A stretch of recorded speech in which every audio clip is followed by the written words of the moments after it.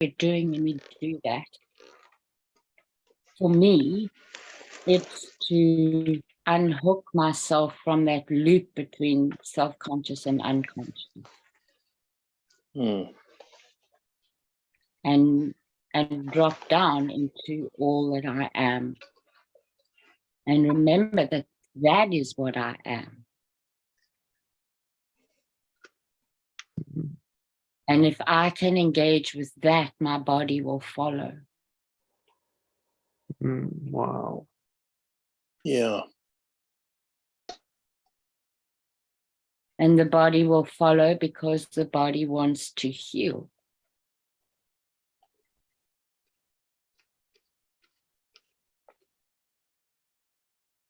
Yeah. The body never want to be against you. That's right. Well, and there's another point too, is that you are what you focus on.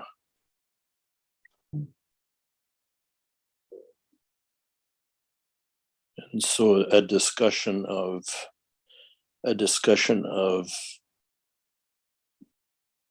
change or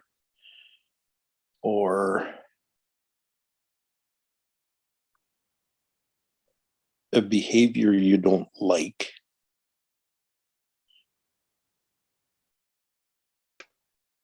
automatically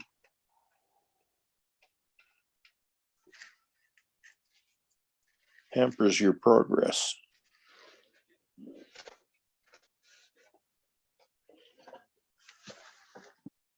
Yeah, so I would say we become what we focus on, because for me,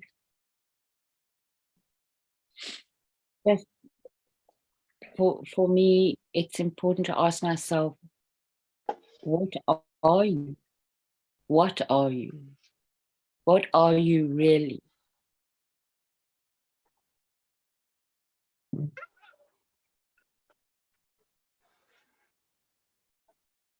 And although you're right in that what we focus on is what will lead us,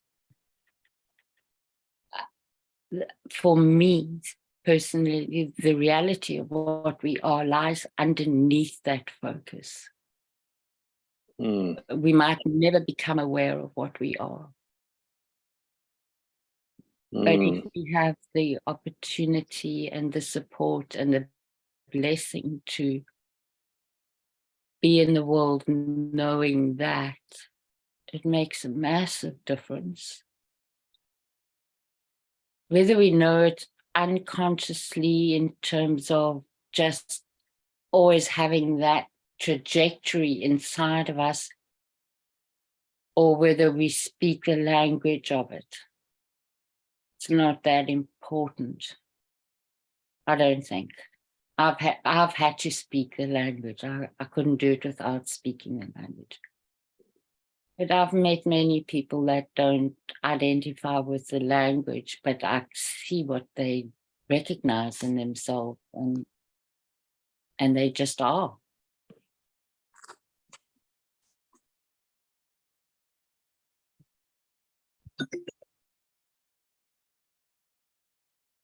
Sorry.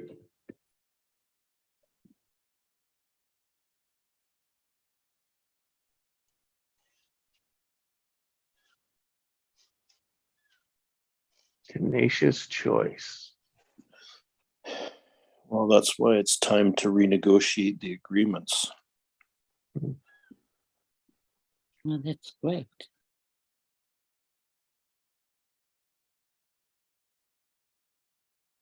And recognize who we are. Embrace, allow, bring forth each of our own.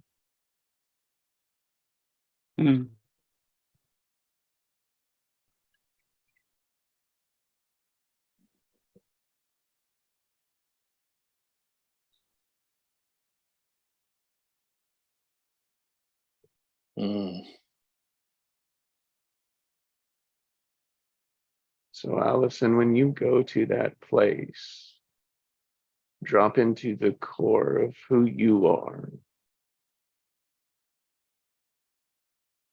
What's that like for you? I think I'll summarize it in one word: expansion. That's so funny because that was my word for today. There you go, Pascal. Mm.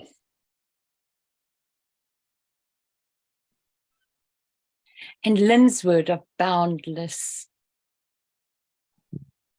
That really is. Mhm. Boundless love. That's what I was. I was in love, love, love. But that doesn't do much to explain it. Doesn't do much for people to grab onto.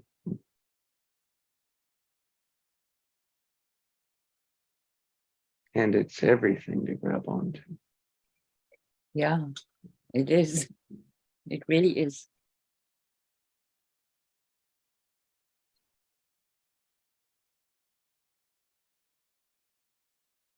That's my word today is love, love, love. It's beautiful, Jess. Thank you. So we have open, love, love, love, choice, tenacity, expansion. That's what all of that brings about, right? Yeah. That is who we are. That's that's the core of who we are today.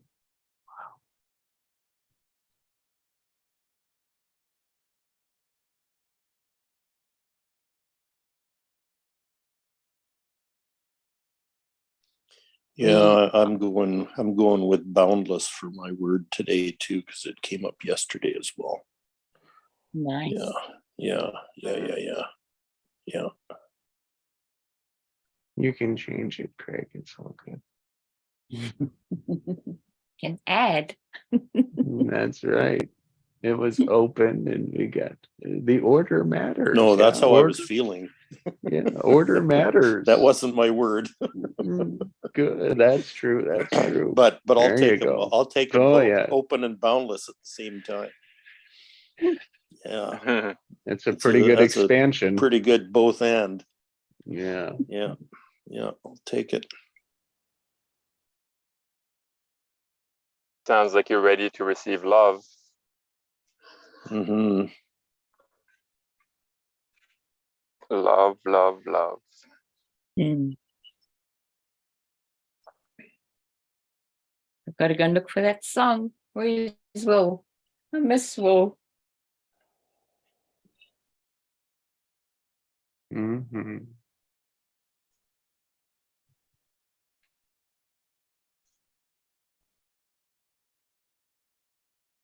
There's many paths that come and go that I wonder about. I wonder, but curious and wish well.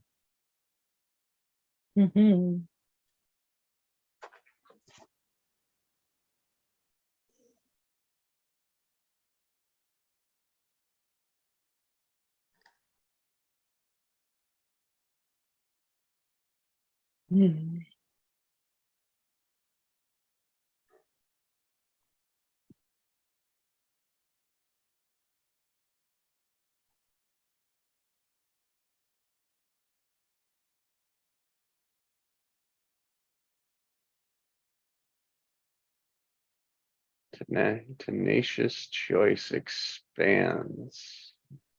Love, love, love, boundlessly.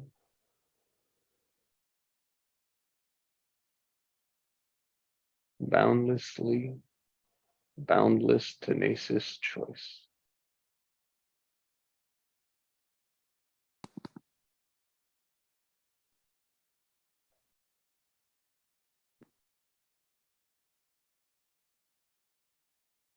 That is who we are.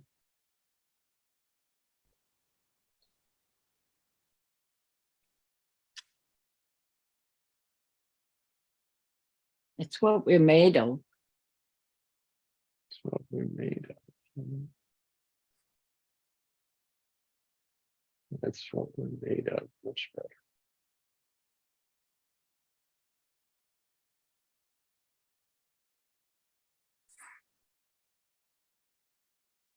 That's more open than fixed, if that's what we are. I love that shortcut, Allison. Where are we? Reality of it, and into really, who are you? Mm. What are we really at the core?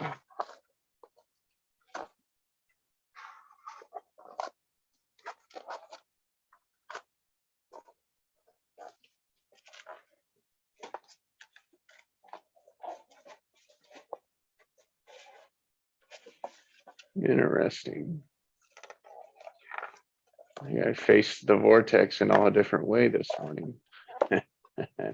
Like a head on, like a fan, facing a fan, turning to the right. Interesting.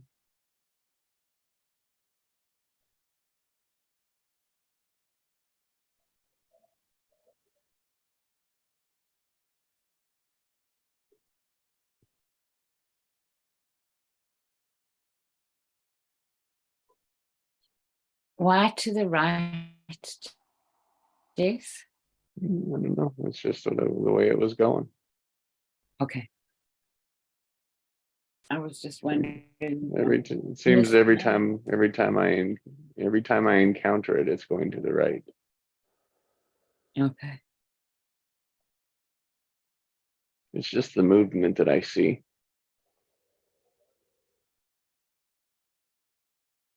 I mean, I Which usually do go to the right. Round fans, right? Yeah, I I was don't know if it wondering. means something or if it's just my pattern. I don't know.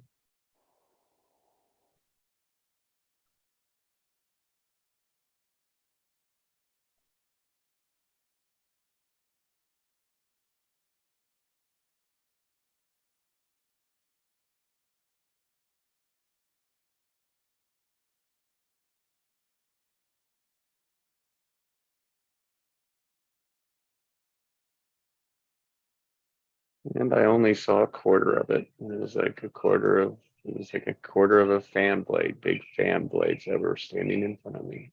I just thought it was interesting because usually it's like a tornado more, like a vortex that way. Mm.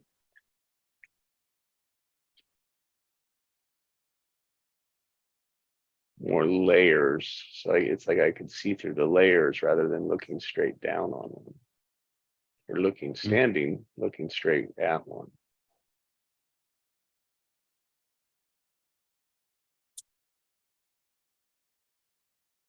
Elephant keeps coming back to me too. I don't know why.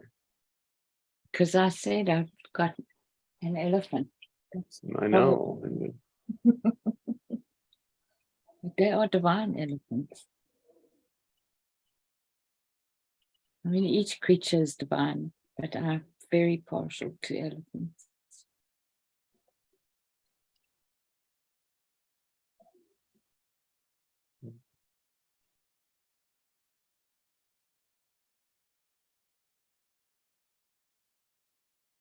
So just sending love, love, love, expansive, boundless, tenacious choice to Nikki and her family.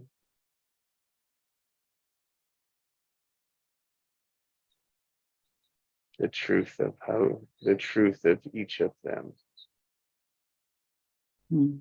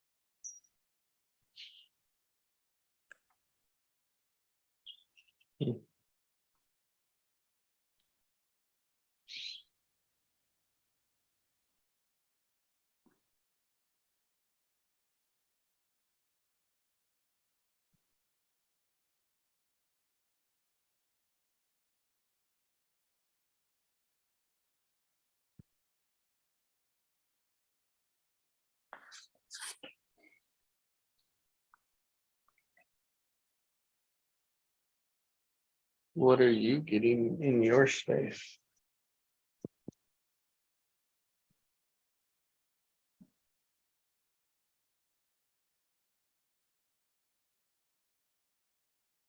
I'm just kind of reveling in everything, absorbing it more and more.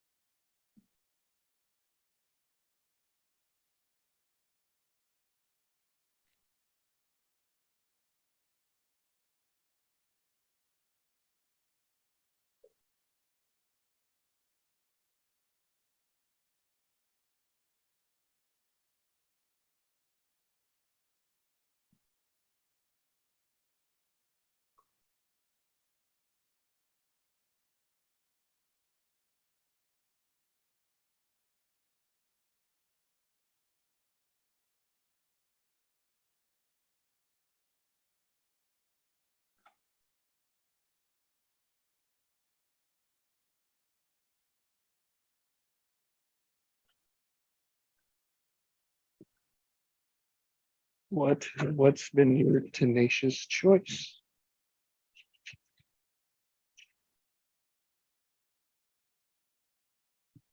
Joy.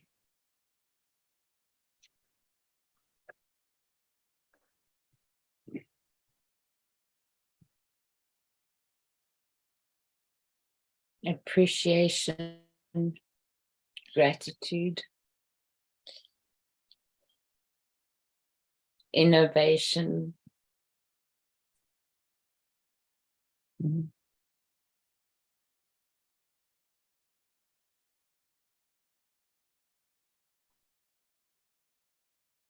using imagination, intuition, being what I am,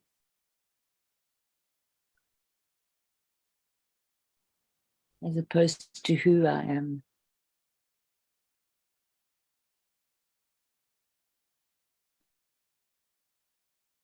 Thank you. Peacefully powerful, purposefully passionate.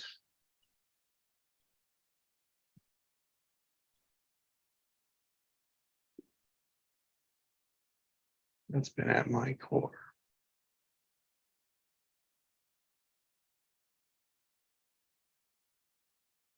Lovely.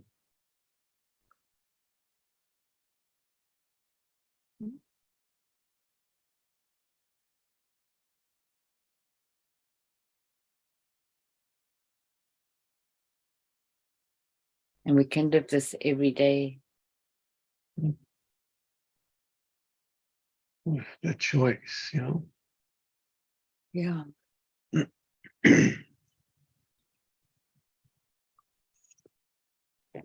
No matter what's going on around us, no matter what we find ourselves in.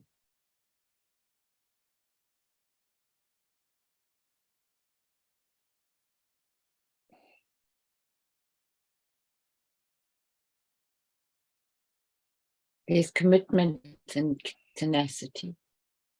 You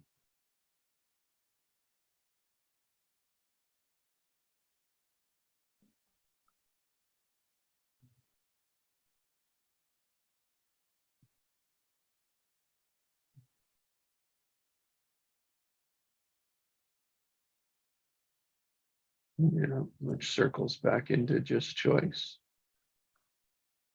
Mm-hmm.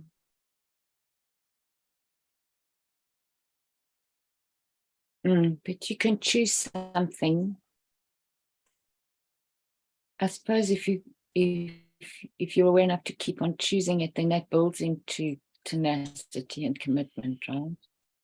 Mm-hmm. But sometimes I'll choose something and I don't manage to keep it. I don't manage to keep that choice going. And then something else slips in through the unconscious and that takes over. Does the choice come back up in that case? In the future at some point? Does it come back? Okay. Yeah, it does. It does come back, which is really interesting. But I think it comes back when it's a true choice. Yes. It's not a true choice. It dissipates. Yes.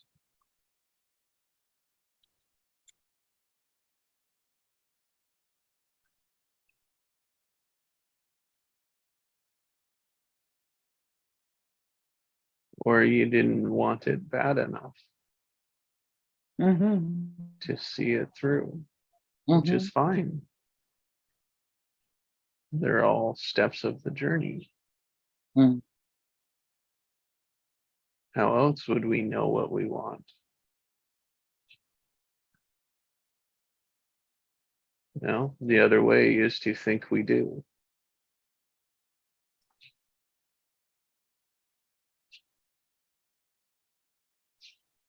Assume we do. Assume it's this before we're there. when we predictable. make a choice. Yeah, okay.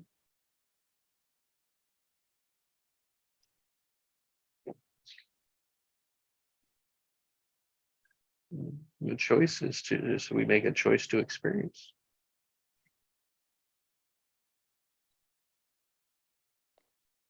Mm.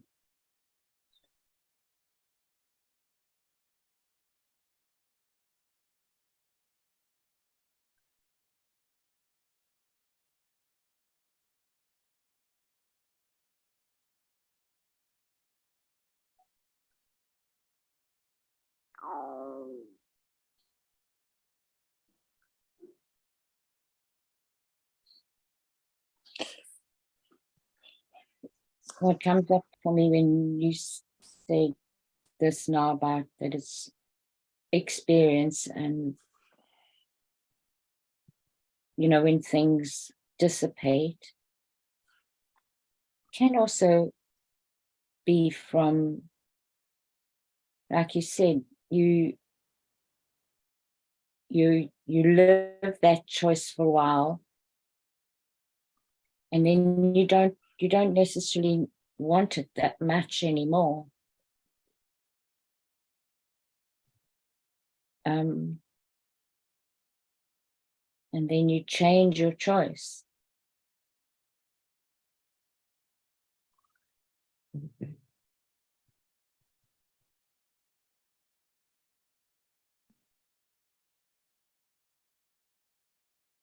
Or your context changes, and your choice, the choice that you used to have, doesn't work in the context, in the relationship, right? The other person wants something else more. Hmm?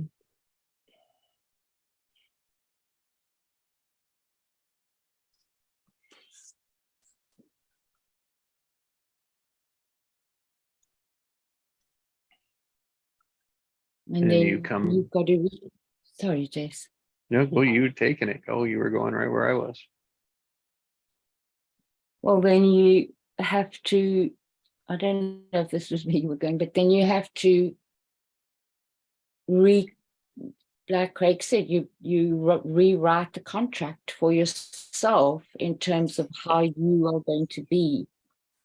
Yeah. In what you're in. Yep. Re-examine it, have to look at it again, have to internalize, question. Yeah. Is this is I'm experiencing this, is that still in alignment? Does it serve me anymore? Does it serve me? Mm. We only find those answers in that silence. Yes, I think by so too. asking the question.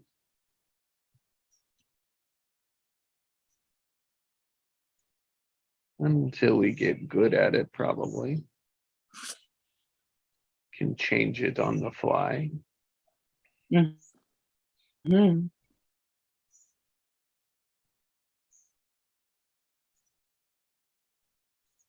That takes a pretty expansive, open, curious foundation of love. Mm.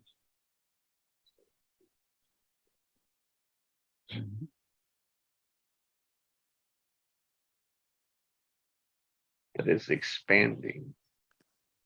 Mm-hmm. And too many of us for too long live in a contracting. Because there's not enough awareness, right? Yeah. And It's there's just not a enough default. flow. Yeah. That's right. Friction, resistance, you know. Constriction, Mm-hmm.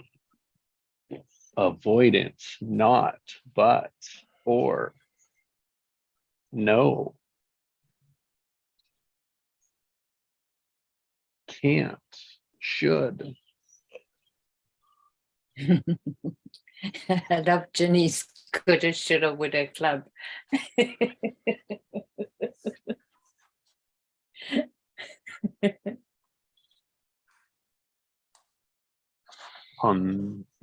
Yeah, the path of least resistance is to go along with the status quo, Yeah. and it kind of happens automatically.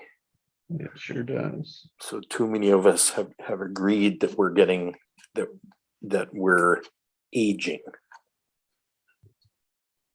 Yes. and so we're feeling the effect of that. We're feeling the effect of that agreement.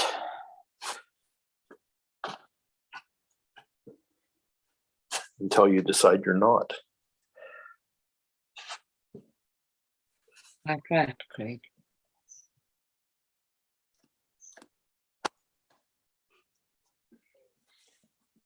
It's not a matter of deciding you're not. It's a matter of deciding what you are. So I decide, I choose to be getting younger.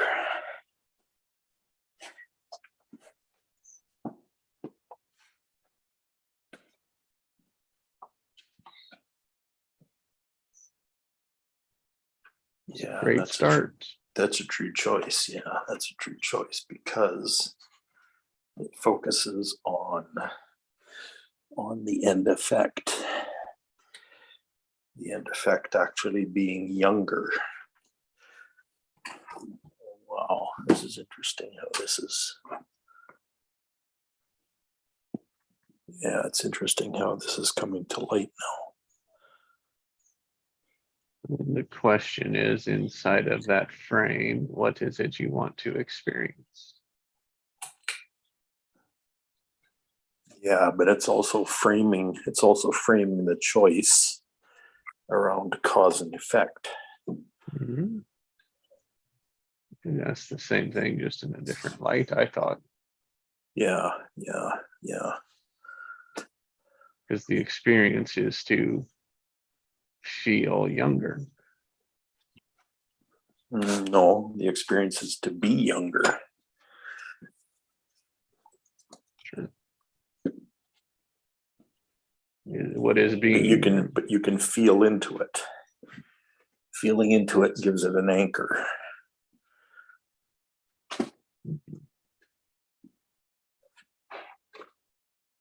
So pull apart to being. What is being younger than, like the being aspect? Being. How do you know you're being?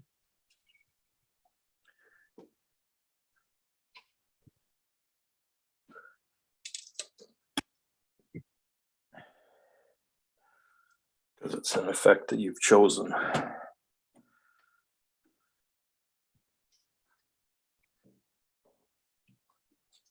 So how do you know you have the effect?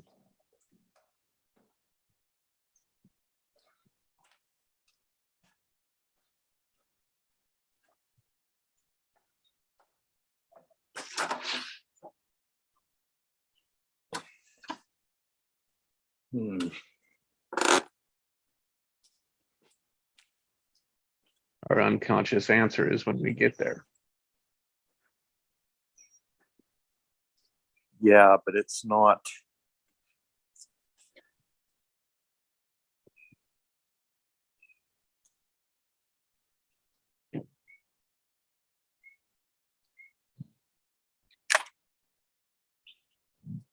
It's an expanding state of being.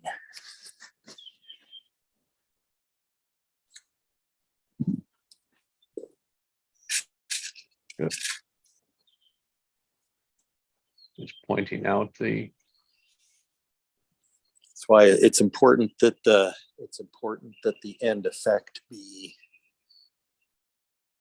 an open concept, be an open idea.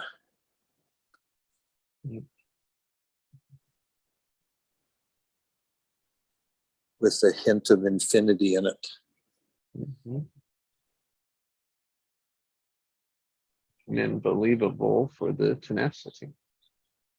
And continuous and ongoing. Yeah. Yeah. Yeah.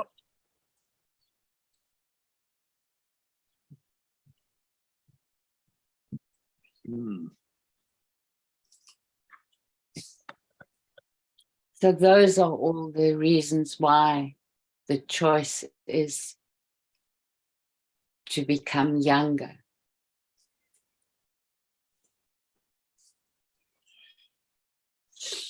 Yeah, yeah, because it's like we're embracing the concept because it's open and effectual and continuous and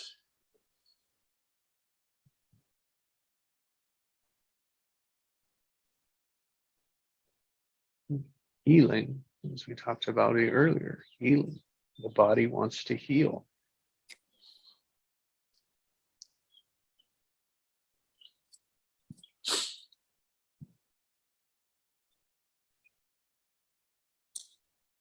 yeah, yeah. Well, it was actually, yeah. Actually, these bodies were designed to live forever. There's a lot of hints to that. You know, the fact that it heals itself and has an immune system and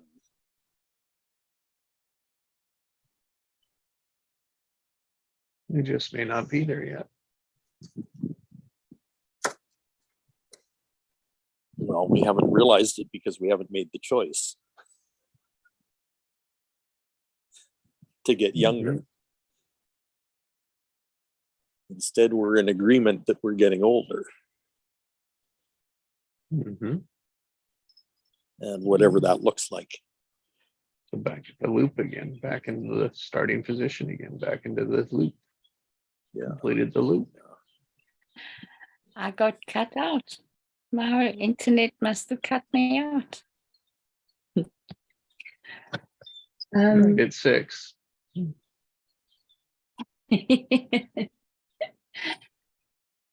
Fascinating conversation this morning. Yeah, I think So- like where we're stuck is we're scared to look younger instead to feel younger.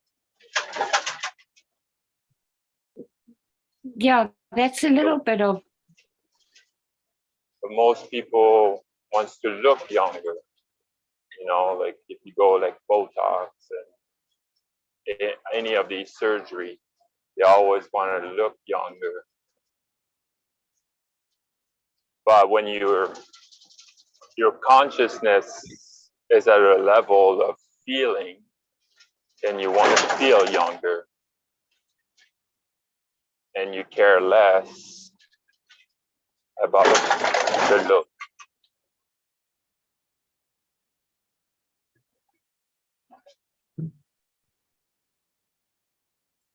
And when you feel it, then you be it.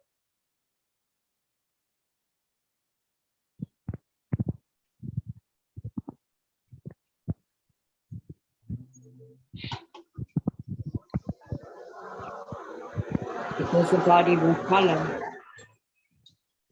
The feeling it actually creates tension around it. It gives it tension. Explain that a bit more, Craig. Yeah, the feeling of it gives it tension because it's like, okay, so I feel into that. The choice, when I feel into the choice, it makes the choice magnetic. It gives it a draw. It gives it a magnetism.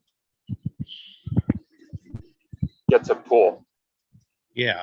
It gives it a pull.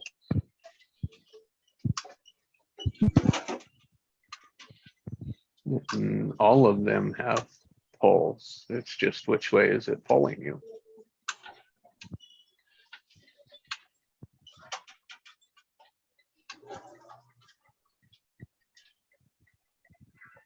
That's the power of our unconscious, the unwritten, the unseen. the part that follows that pole. Mm.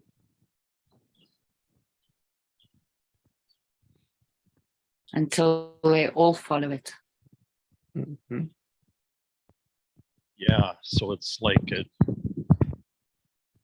that's why the choice and the wording of it, the concept of it is so important, just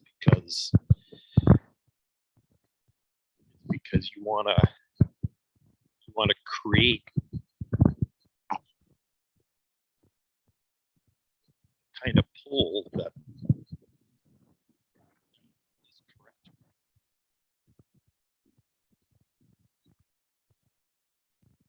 You went 5,000 miles away on your walk. Couldn't hear you. Sorry. It's really windy. That could be why. Hmm. Yeah, what I said was that that's why the words are so important, and that feeling that you get into so important, because the choice, like the reason to make a choice is so that it's true for you, so it draws you in the direction that you want to go. Yeah. So it pulls you that way. Yes.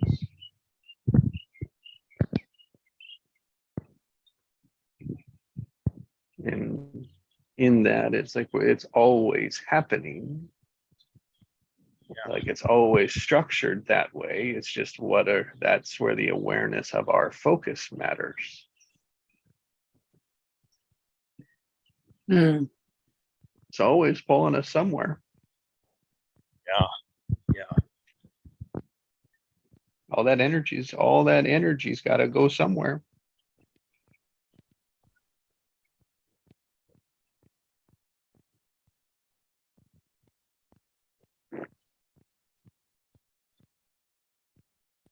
Scattered or focused. What you want or what you don't want.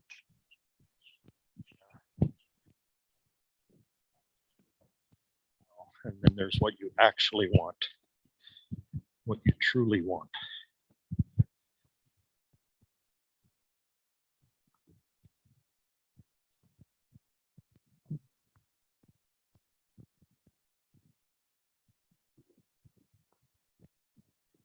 I can't argue with third points because it puts it at another level.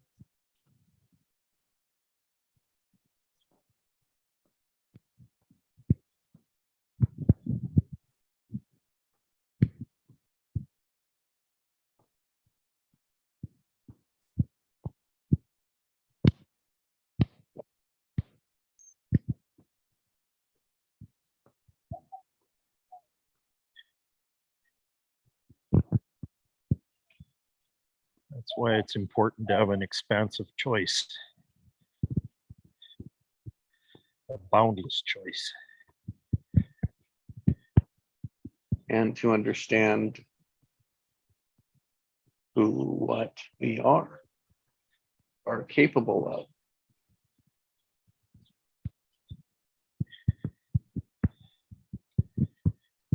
Better yet, what we are doing anyway, just unaware of it. Yeah, Mm. yeah. And what keeps us from seeing that are the charges that we've attached to our words. Mm.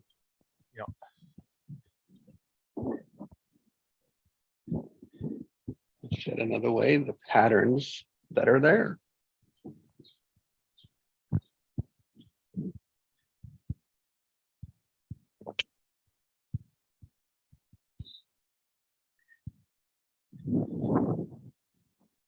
Which is undeniably one of scarcity. Yeah. Not expansive curiosity. Your sun's out, yes? It is. It's coming. It's coming. Yeah. It is Ready? here. Oh, it's so beautiful.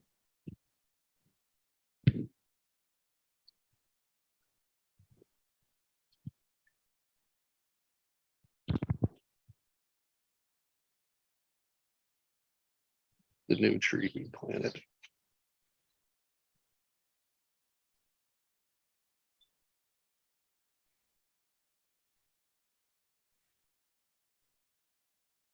Can you guys hear the trucks beeping? I Mm. hope not.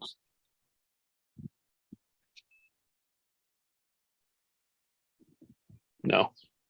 Yeah, Okay, I put good. mine up too here. There we go. Because I don't want it to close my window.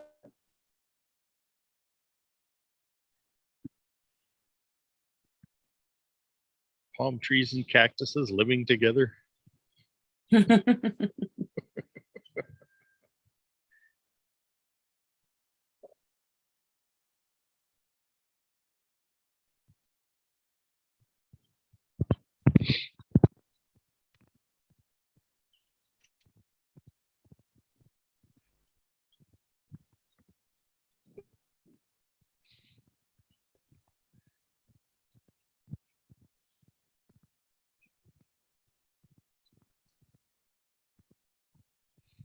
Yeah, those true choices are so important.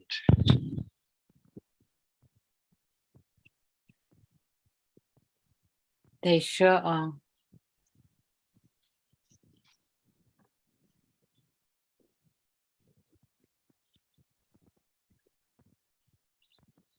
Now, what do they give us that make them so important? Direction. Contrast. They actually give us the effect that we want. Mm-hmm. The measure of the effect, yeah. Choice is actually, yeah, we're actually choosing an effect. That's really the choice.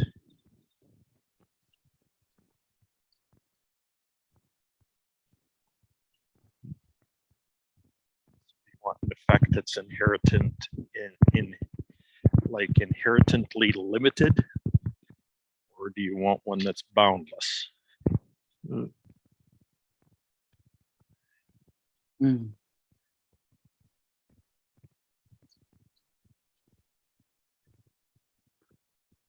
All the words that are chosen, words that are used. Yes. That's where I'll connect to the charge. Negative is constricted and a positive is boundless. How we react, respond to words, a word, is the space that we give it. Unconsciously.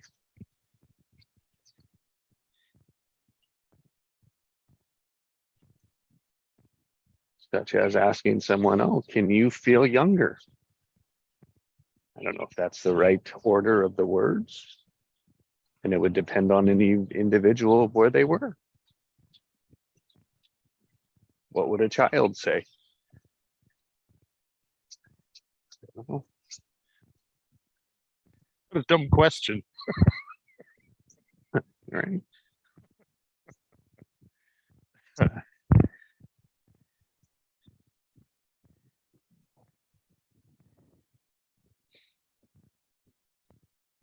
The beauty of it is that's the choice of the words in the moment.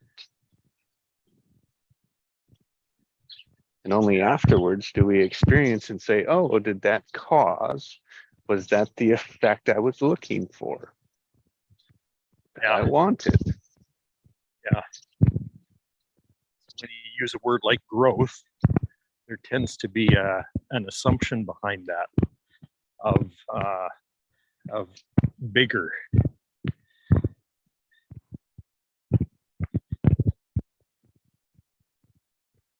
Mhm. But is that what is actually wanted?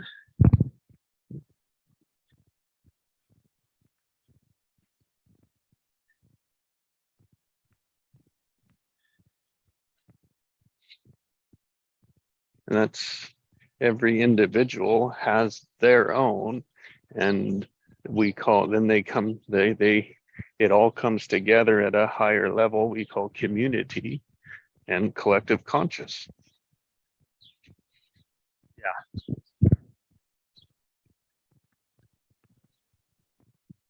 Culture is another like that, and all the way in, and there's layers in between.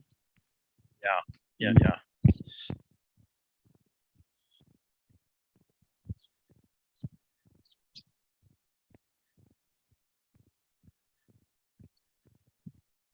I can find my charges to them and say, well, how does the world see these charges?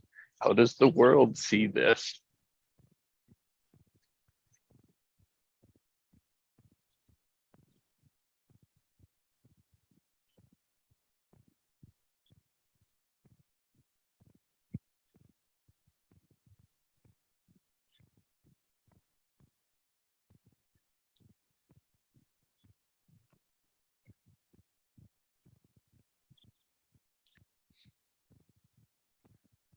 See it, meaning how are they charged?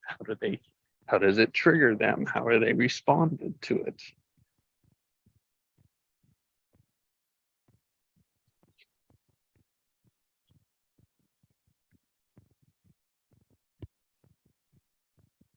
And what does that mean? We don't understand what's possible for us. Yeah.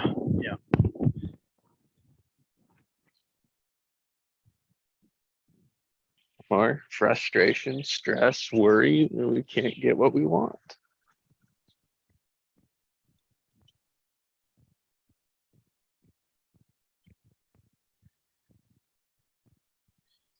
And then keep looking for the same thing.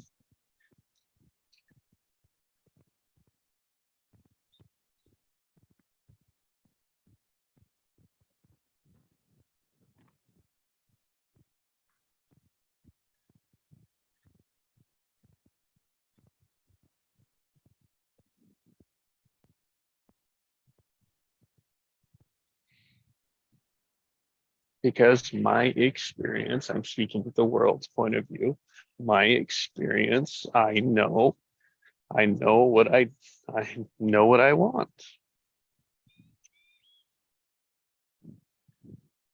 Yeah. Which is what I think you said when Even we though don't it's never necessarily, we ever don't. actually been considered. Yes. Ah, good awareness. I think I know. I can relate to that one. Yeah. Me too. It was a big learning for me through the steps, through the process. And how did I know? Is when I got asked, I was empty. Yeah. How do I know now? I ask someone, they can tell me. Mm-hmm. They have an answer. That's all that matters. Because it is what we got in the moment, and then we're always improving on it. Mm-hmm.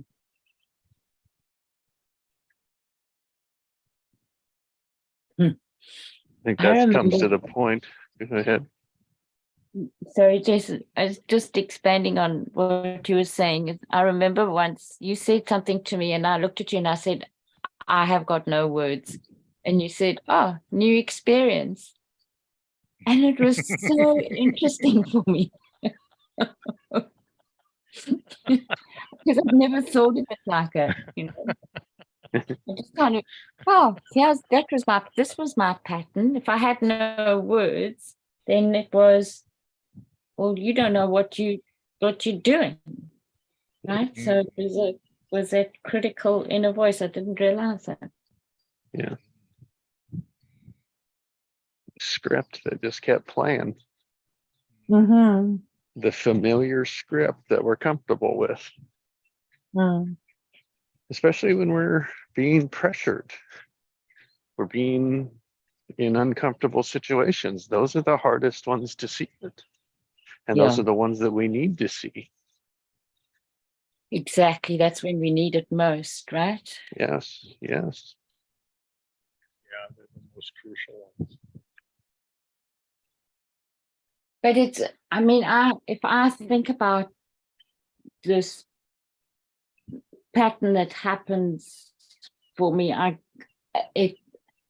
know what the origin of the experience is. Okay, so let me speak to it practically, otherwise I'm just going to get lost.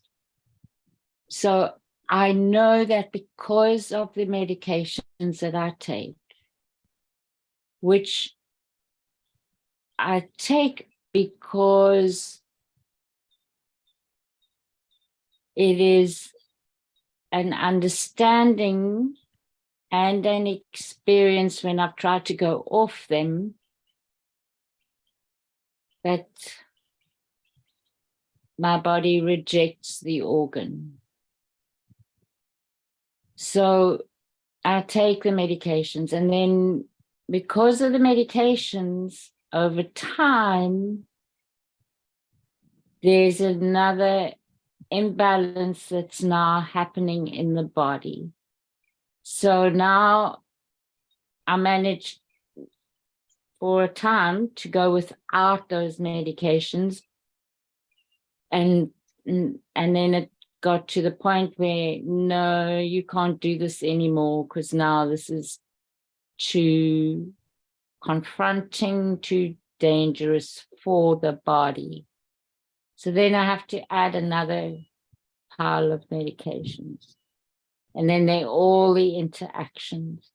So I end up with a physical depression, which I understand the pathway to now. And it helps to understand the pathway. But when that depression comes up, then all my old default thought patterns and experiences come to the fore. And then it feels like I'm up against a brick wall. And the challenge is to remember that even a brick wall, I can use a very, very sharp instrument. It'll take me time, but I actually bury my way through it in some way or some form.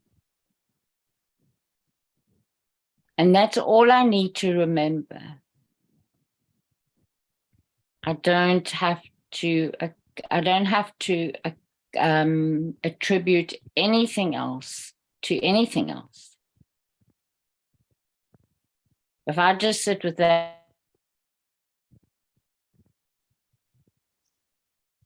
reality, that yes, okay, so now you come up against difficult to change, but that's all. It's just going to take time, and whatever else, other resources you can bring in, you allow. So allow what there is available out there that you can't see that could serve you.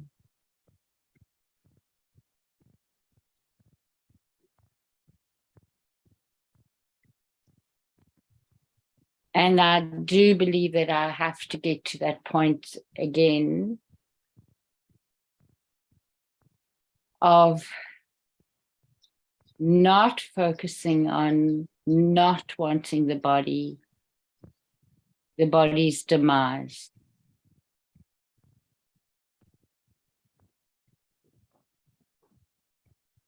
When you switch that around, for me, then there must be peace around the body's demise, but not necessarily a submission to it at all. Still make a choice. And you can keep on choosing and collaborating and allowing. Might not look the way that you want it to look, or that you think that you want it to look. Yes. So But are you if living you on, go, have you been living on borrowed time? oh yes. There you go. Look at that. That's beautiful. Yeah. Yeah. And I was given opportunity to change the date. Yes. Yes, yes, yes. Yes, and it's like, is there no more peace in that? I don't know. Exactly.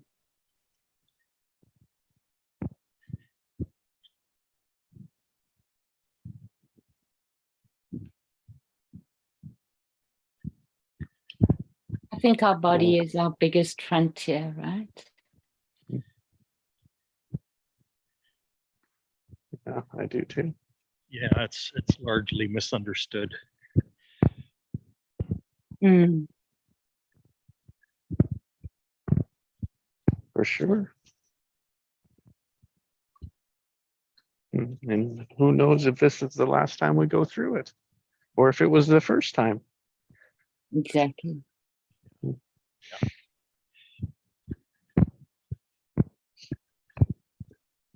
And that's why poverty is such a sin, in my opinion.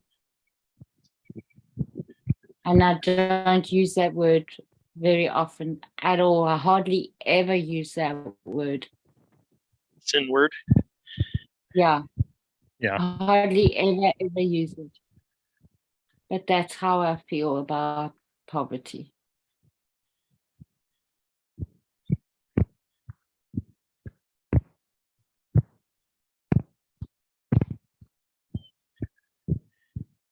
Which is directly correlates with scarcity. Yeah, That just came to me too, Jesse. It's totally. scarcity and poverty, or poverty is scarcity dressed up a little bit. It's a domain of it. Yeah, it's a specific category of it. Yeah. Fundamental is still the scarcity. Well, and hoarding is another category of it, really. Mhm.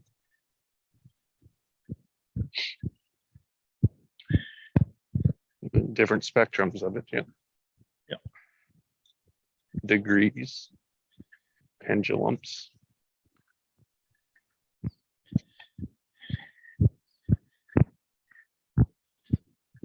Oh man! Oh wow! Wow! Wow! Wow! Contract boy. of scarcity. Here, contract of Yeah. scarcity. Scarcity is contract. So the question that just came to me is, are you counting?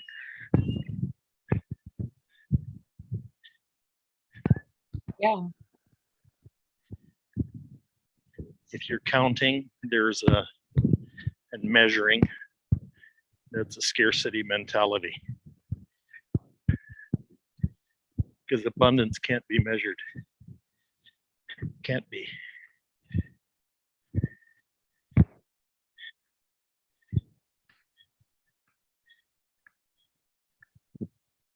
What is time? It's a measure.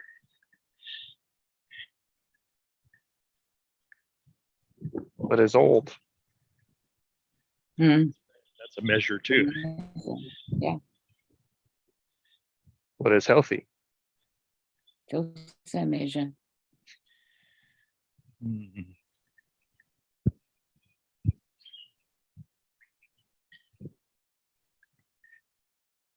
Yeah. Yeah, it is. Wow.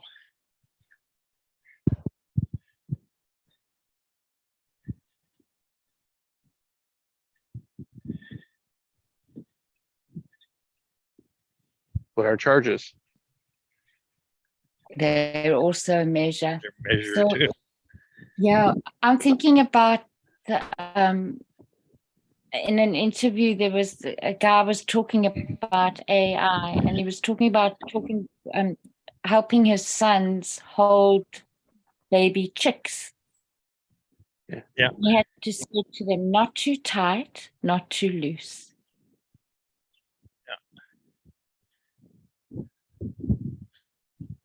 That doesn't tell you anything. That's the point. You're right. Yeah, I'm thinking of this.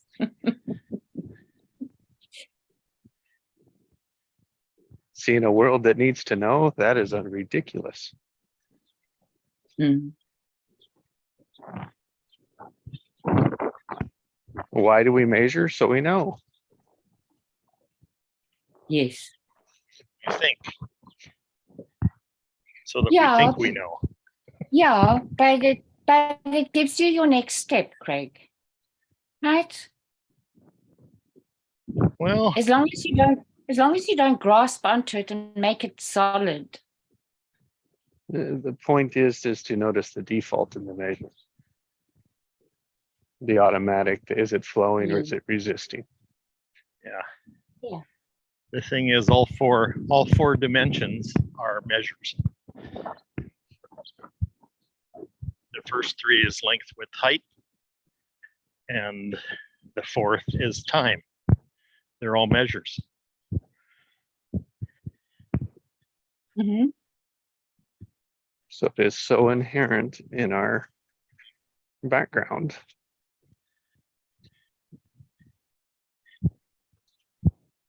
Changing them won't work.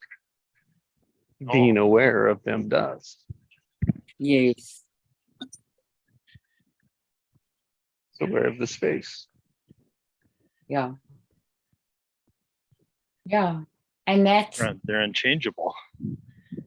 But you get into the fifth dimension, and there isn't any measure there.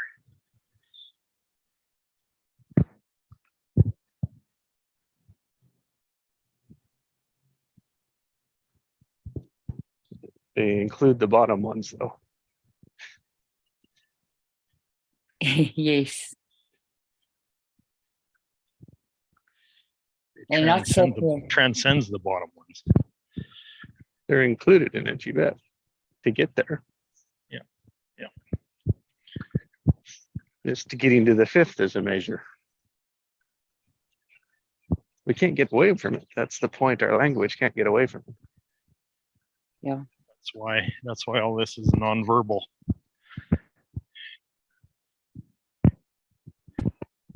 Which we have to get to too. Yeah.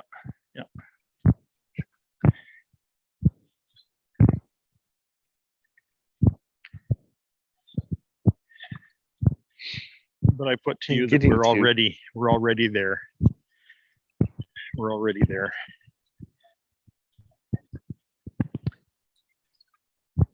So Craig, what is younger?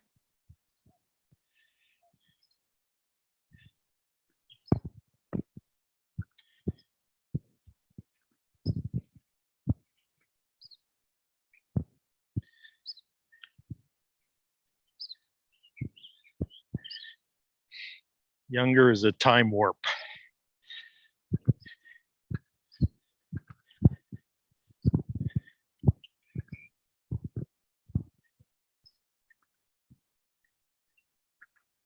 And that's what you want. It's an anti-measure.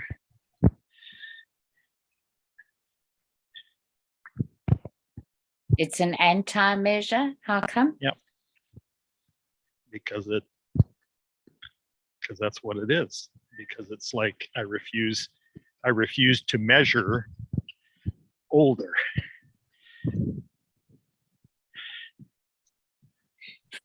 So I choose younger instead, and because it's an anti-measure. It contradicts measure.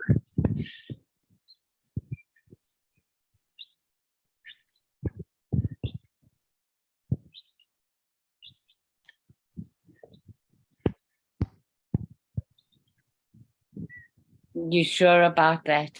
Eh? Changes the order. It contradicts the order. Renegotiates the order. And is it younger of the body? The younger of everything.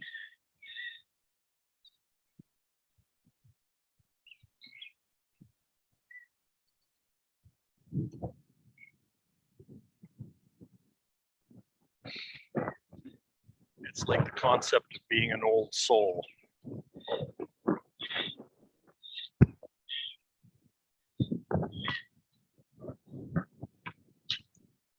It has nothing to do with age.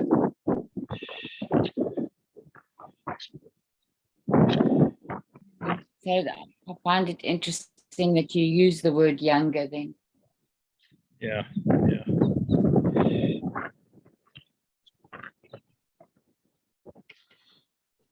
Yeah, because younger runs counter. Younger as a choice runs counter to the prevailing agreement in the 4D. The prevailing agreement in the 4D is older.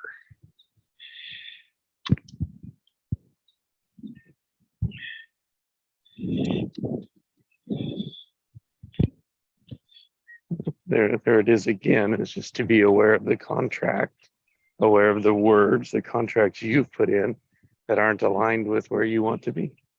Mm. Yeah, exactly.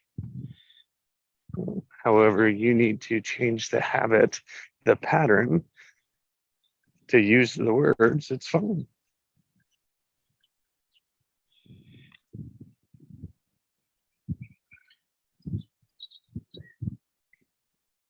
Only you know whether or not you can believe it. Because only in the believing allows for the tenacious, which allows for the realizing of it. And that is the razor's edge of the true choice. Yeah. And I've mentioned before in a number of times in this room that that I was sensing that all the change that's been happening to me physiologically, that I'm actually getting younger.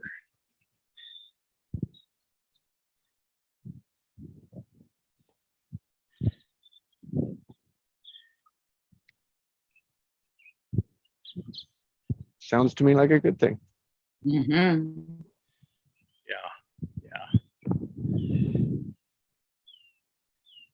And is anyone going to be able to take that away from you?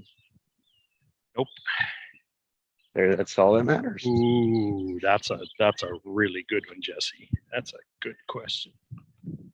Then it's a truth. It's who you are. The truth. Yeah. An absolute truth. That you'll be challenged with along the way. That's what true choices do. They challenge you along the way. Yeah. To see if that is really what you want. When they create a tension. That's what they do.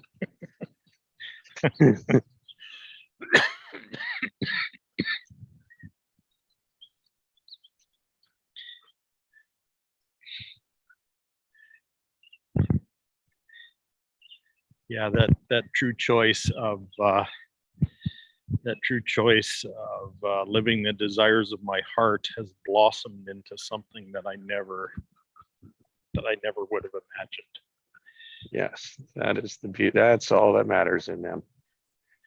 It's better than I expected. Beyond imagination. Yep. That is the true joy of life.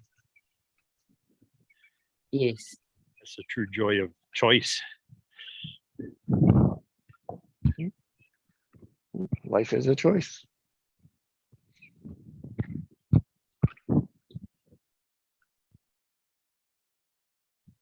Every moment. It's just choices is every moment. Life is just the accumulation of them.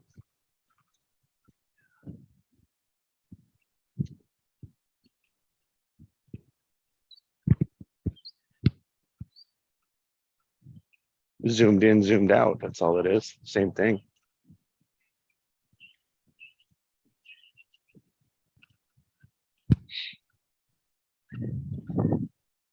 Micro, macro.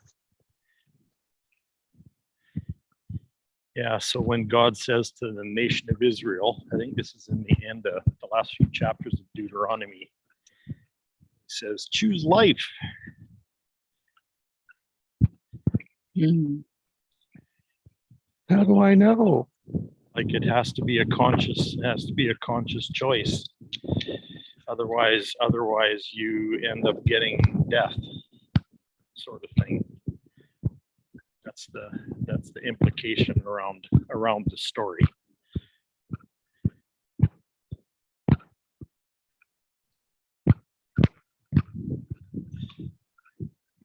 Not making a choice is the choice for death. Choice to die, which has to do with aging.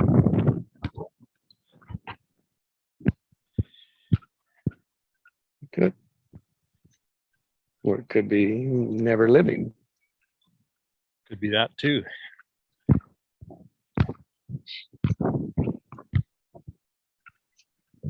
And being alive. Never living yet alive. Huh.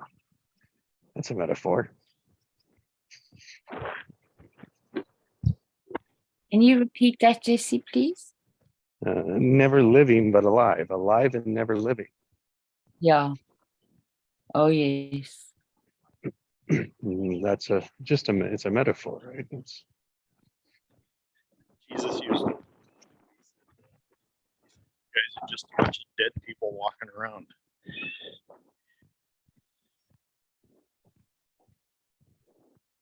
Which in that claim, we have to assume is a metaphor from how we understand life and death.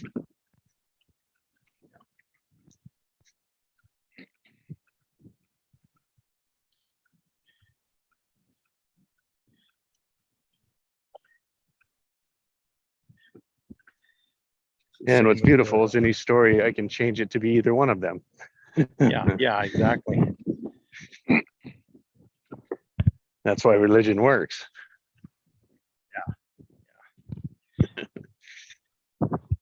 Yeah, because making death out to be an event is also a choice.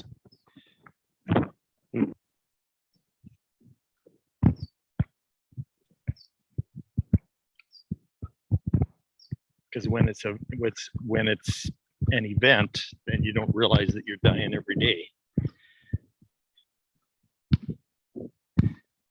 Only if you're getting older. Well, yeah. Only if death is correlated with old. Exactly. Death can happen anytime. Yeah. But a binary mind creates that. But our souls die. Our souls die every day. Yeah. But they're replaced and reborn, and exactly. they go through cycles. Yeah. So those are also all events. They're happenings. So death for me is a happening. Mm-hmm. It's whether it's considered to be a tragedy or not. That's right. That's important to me. That's right. Is it just another experience? Yeah.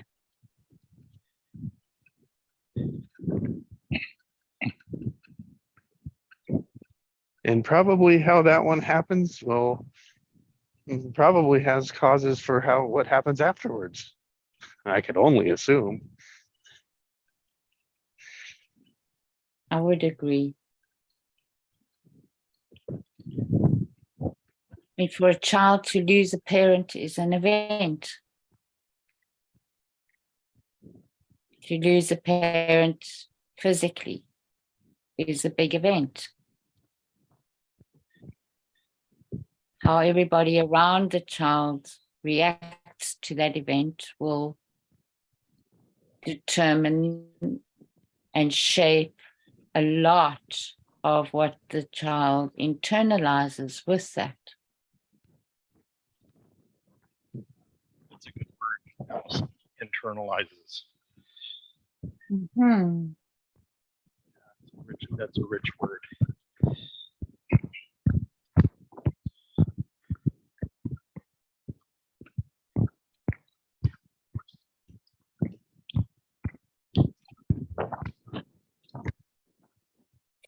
Okay, guys. Bye, I need to Allison. go. It was so good. Thanks for being with us. I thank you for being here every morning. I really, really appreciate it. Yeah, Have a Allison, have a good day. Yes, Big you love. too. Bye, Pascal. Big love for Kai.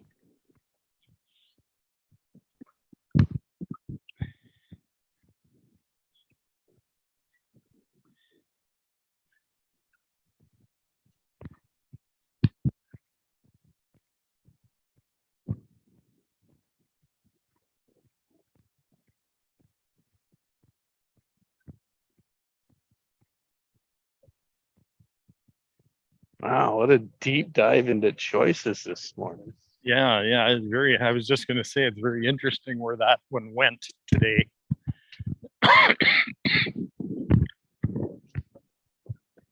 You know, deaths in our field, yeah. What's that again? Deaths in our field. Death. Death, grief. Yeah. Choosing, choices, awareness.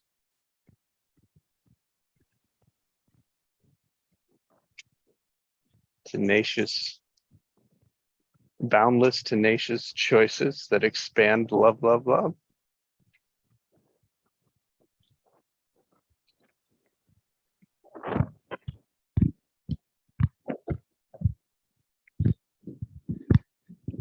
What did you learn about your word today?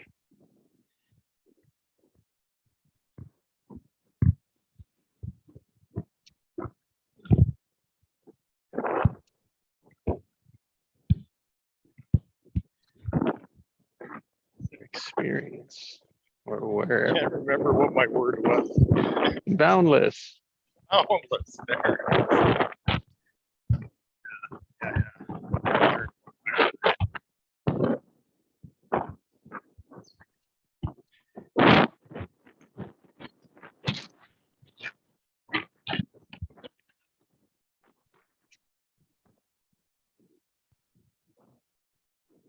Mm.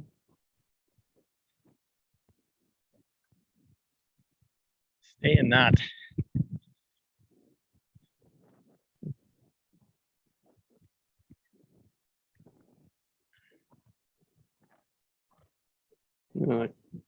Choices, they become our direction, they become our guide, they become our path, our focus.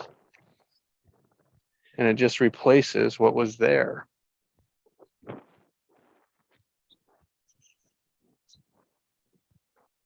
And it's around the experience. Am I open to the experience or am I avoiding it and trying to get away from it? If I keep avoiding the experience, it's going to keep showing up. Stronger, bigger,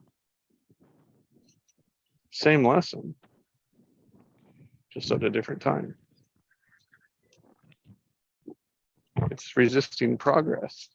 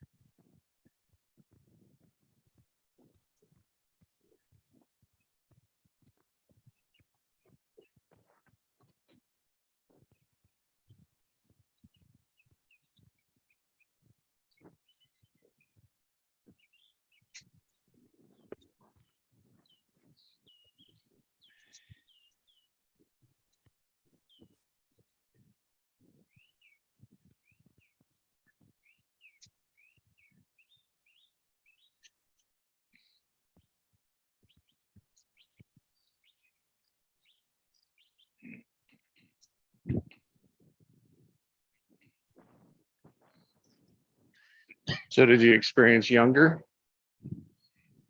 Craig?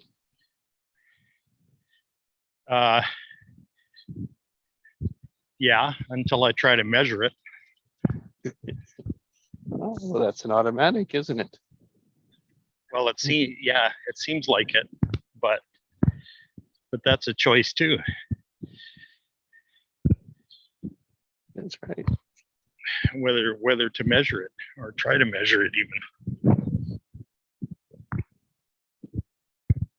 And we got to look at what is working or isn't working.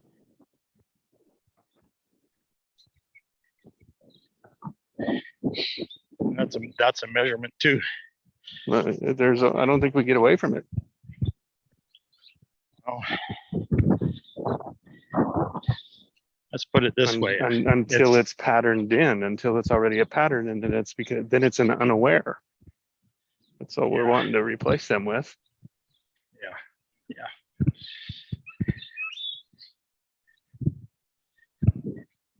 I mean, isn't a true choice is a measure, isn't it? I'm finding it's really powerful for me to just be super conscious about it. Yeah, which is a new pattern. Yeah. Yeah. Yeah. And contrast is the new pattern compared to the old pattern. Just not evaluate. Good.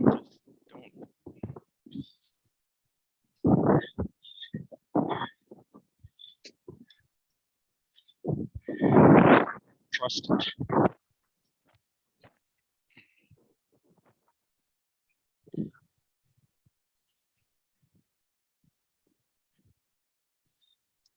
Trust it and allow it. Morning.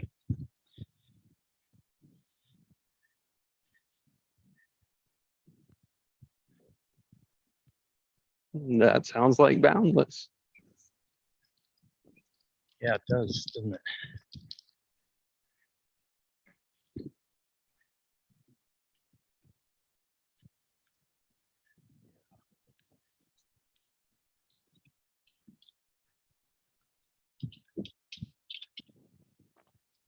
Sounds like growth.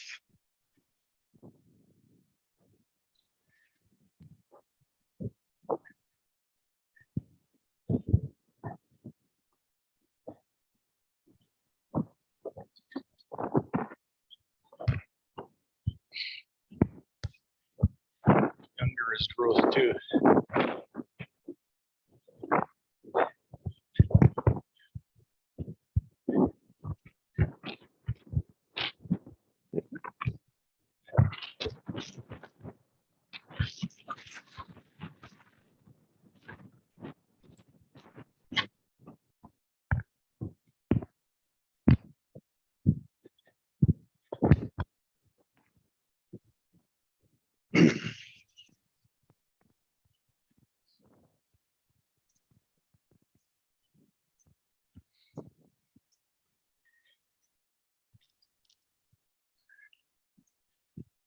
All right, guys. Well, what a great morning.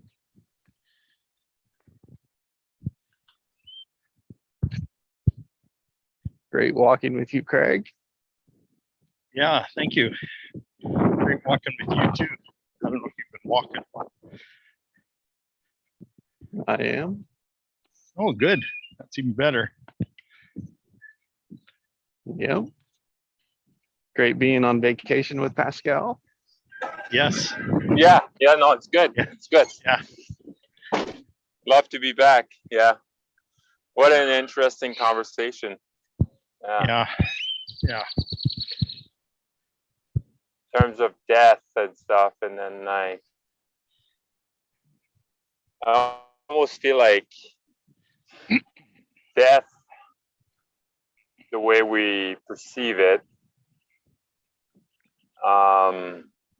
because like you hear that a lot, like, oh, it happens to the best of us, like that person had it the best, or like I don't know, it was such a good person to go or whatever. I just feel like they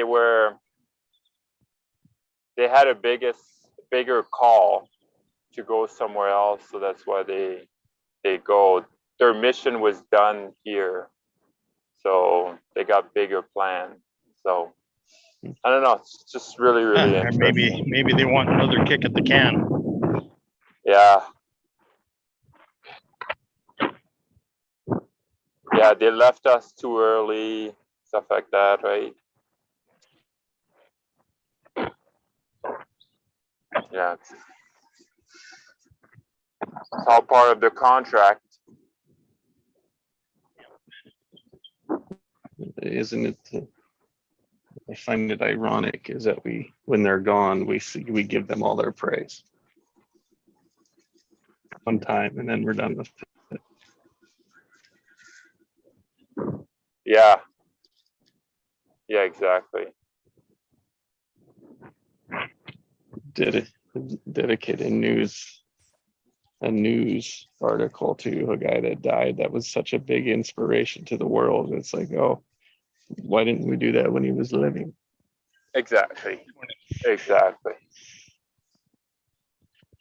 Yeah, my dad was always saying, like, you know, because like we were going to see our grandparents, like my grandparents quite a bit, and we see a lot of the family, they were not going to see their parents, right? And then when they passed away, they're like, oh, I wish I would have, you know, they would have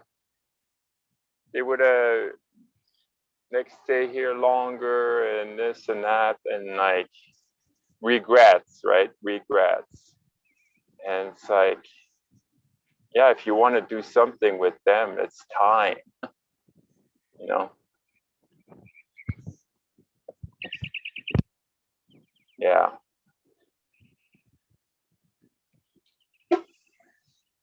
Yes. Yeah. Why didn't they come see us more? Right. Yeah. Yeah.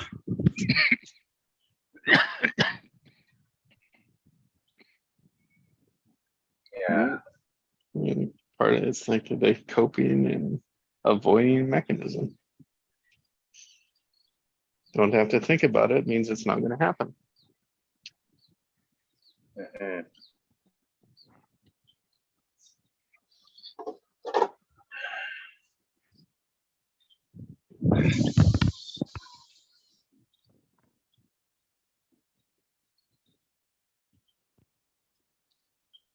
Well, guys, have a wonderful day. Thank you for choosing to be here.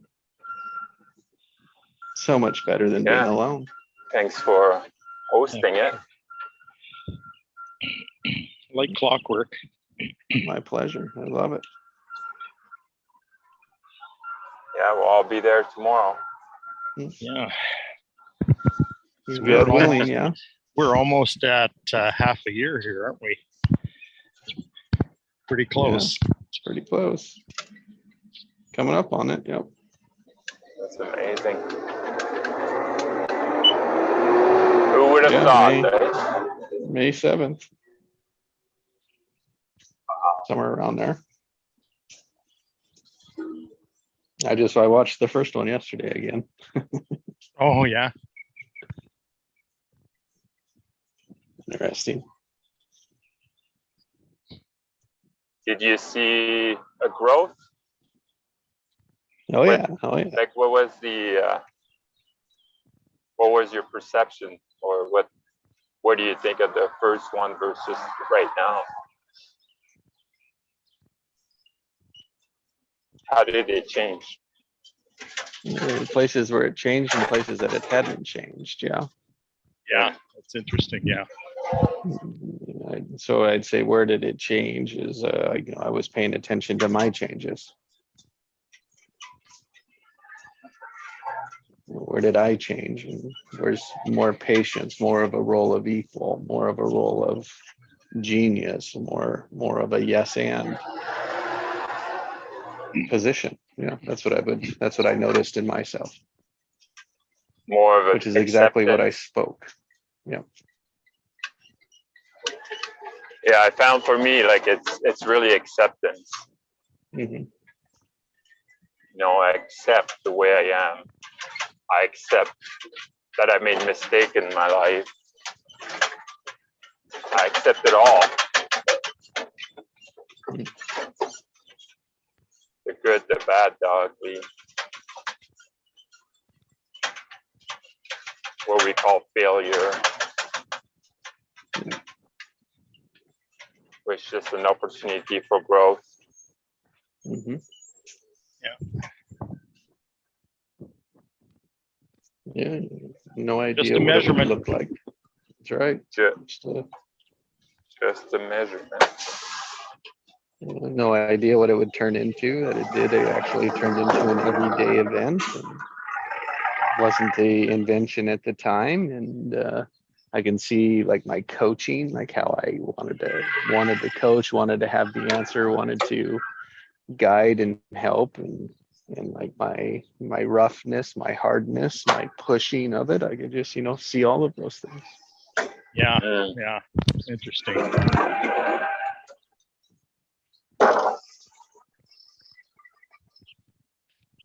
Yeah, I'd say what I observe, it's like, I don't know, we become more equal, acceptance, more, I don't know, soft, is it? I don't know if it's the right word, more calm, I'd say. More calm in our conversation, more understanding, listen deeper, but like, and I think we're really careful of choosing our words.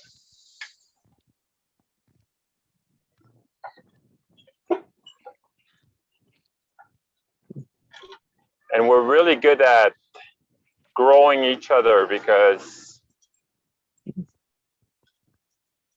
as soon, like, we're so evolved that, like, as soon as we say something that it's a little bit out of the line, be like, oh, did you think about this? Or did you think about that? Right? So the awareness is really high Yeah, in this group. So that's a great way to put it. It's a great place to be. Yeah. Just observing, not evaluating. Yeah, Mhm. for sure. That's a good one. Observing, not evaluating. Yeah, not judging. Quiet, allowing space for the quiet. yeah. So, yeah, that's what that was that. So yeah, thanks for asking about that. And thanks for letting me share it. I was just curious. Yeah, well, it'll be fun when I get to when you joined. Yeah. Just kidding.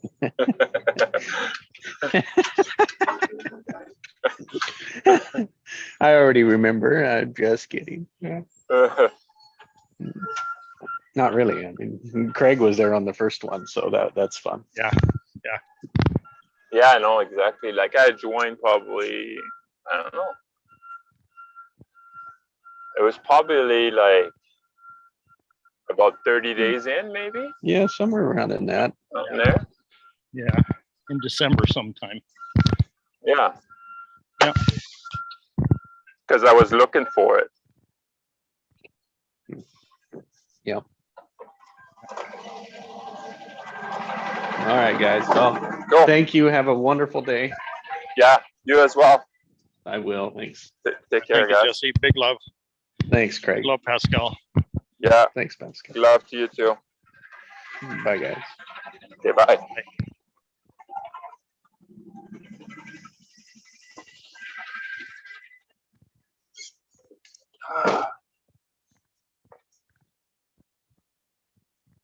Four 37 20 20.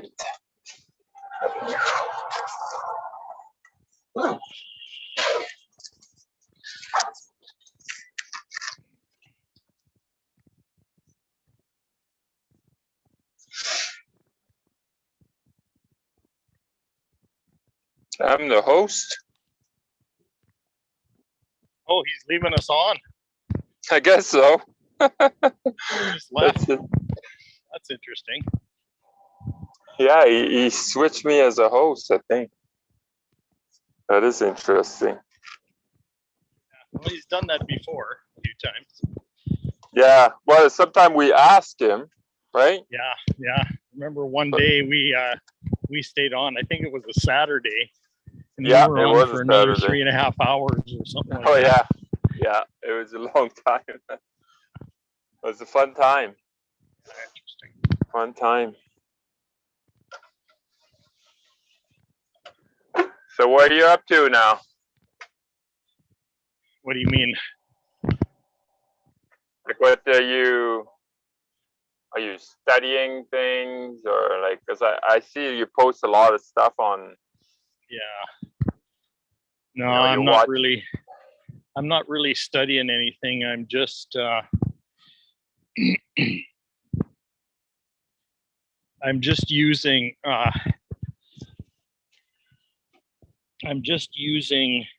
whatever comes in as kind of as thought triggers, because I'm I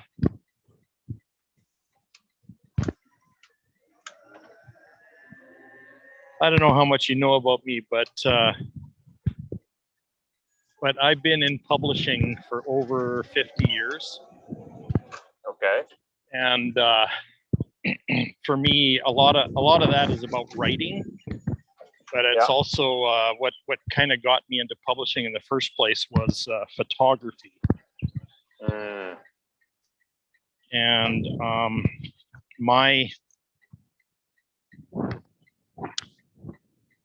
first paid job out of journalism school was somebody hired me to make one of the first attempts at computer animation. Right. I think you were saying that. Yeah. Yeah, that was in 1982. What I didn't realize at the time is that makes me one of the first digital creators in the world. I mean, everybody's talking about themselves being a digital creator, but I'm one of the originals, man.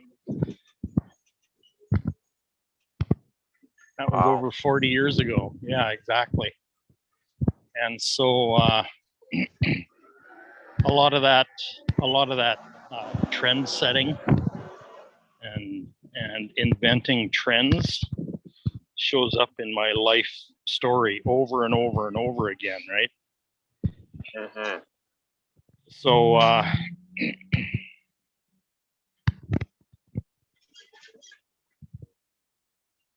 yeah, I recognize myself now, finally, that I'm a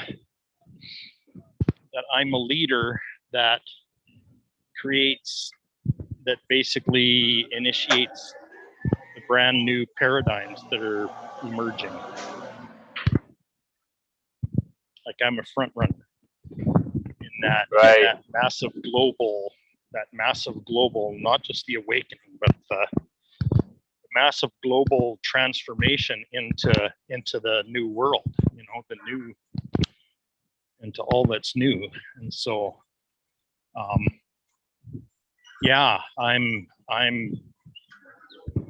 I have this group especially to thank for this, is that I'm starting to settle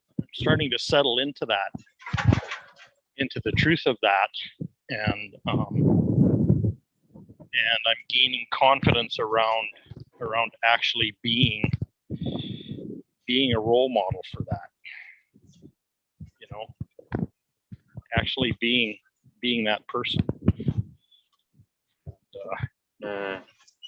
So I'm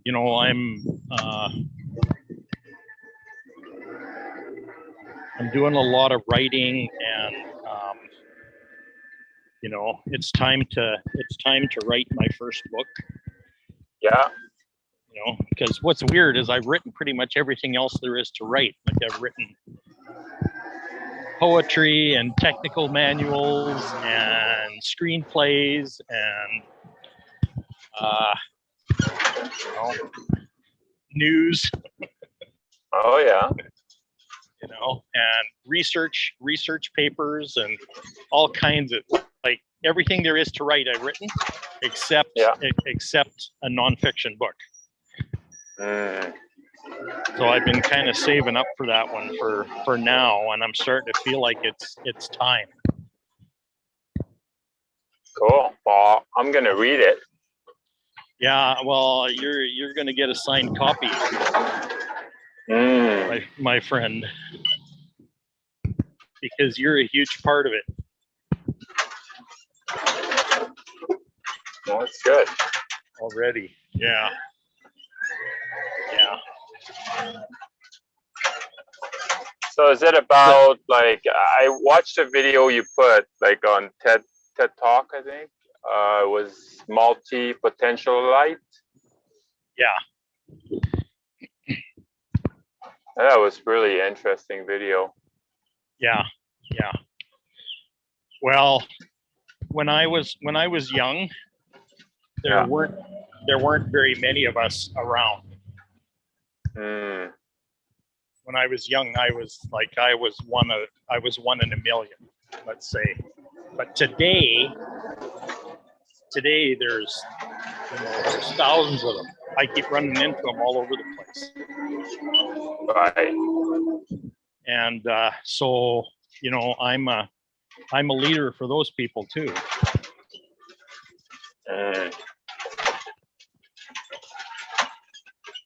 Because I feel for me like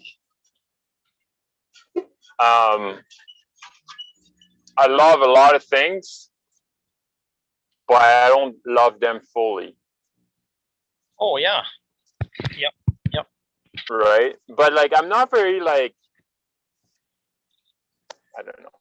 I wouldn't say like creative, but like more like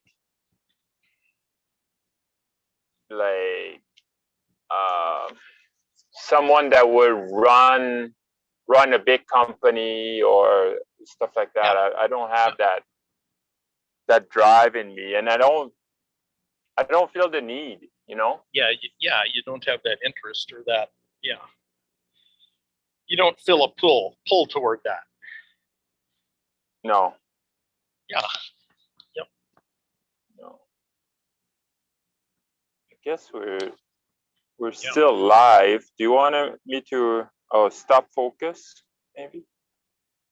Okay. You can.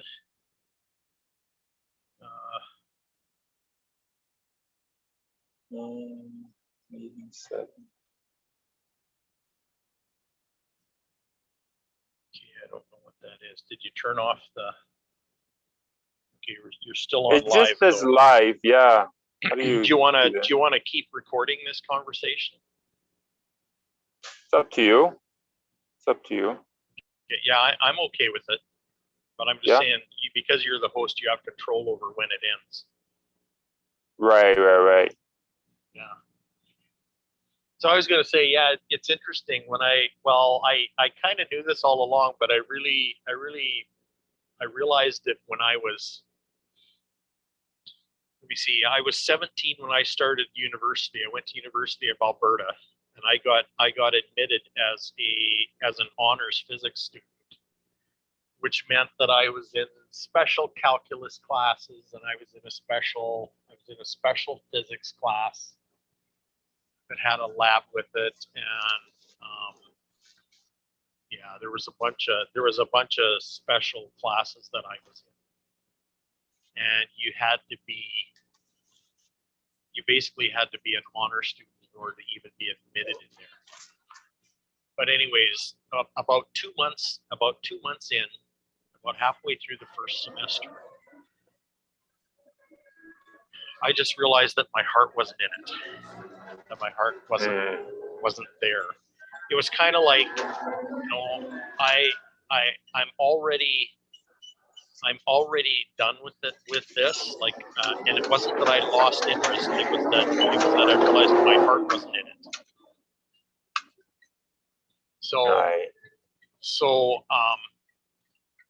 But the thing is, I've always had this thing where I've learned everything that I need from this.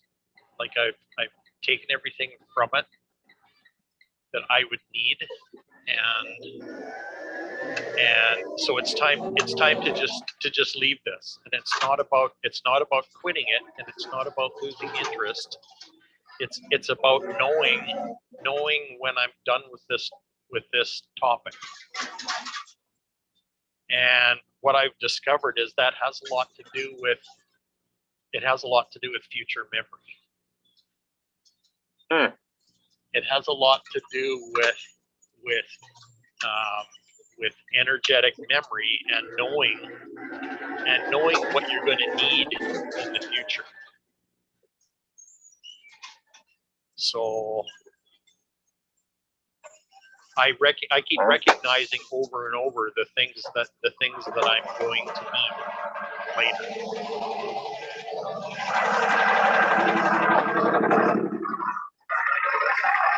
Yeah, like we always do things for a reason. Yeah. Nothing is by accident or. So when I said earlier that I made a statement like living from super conscious. Yeah. And just allowing my super conscious to do it. Well, the thing is, I've been living that way my whole life, but now it's come to my awareness that's what I was doing. And so it's time to live from there, but be really conscious of it and make conscious choices around that, around living super consciously, right? Yeah. And so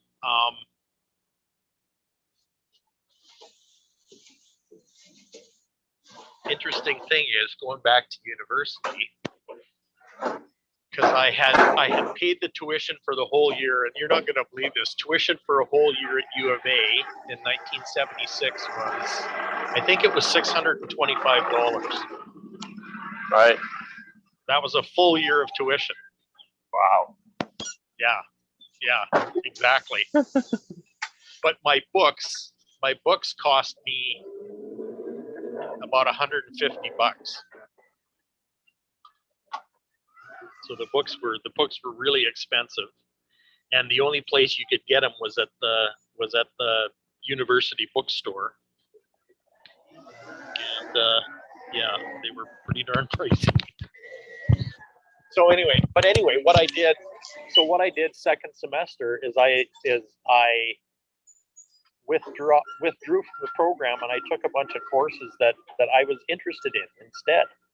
So I took a lab science about genetics, and I took a lab science about genetics. I took a course in abstract algebra. Like, I loved that. It was the best class I ever took, because it was out there. It was like freaky and intangible and all that kind of stuff. And for some reason, I just ate that up. And I also took an introductory course in psychology, I think. I don't remember exactly what I took. But what's very interesting is that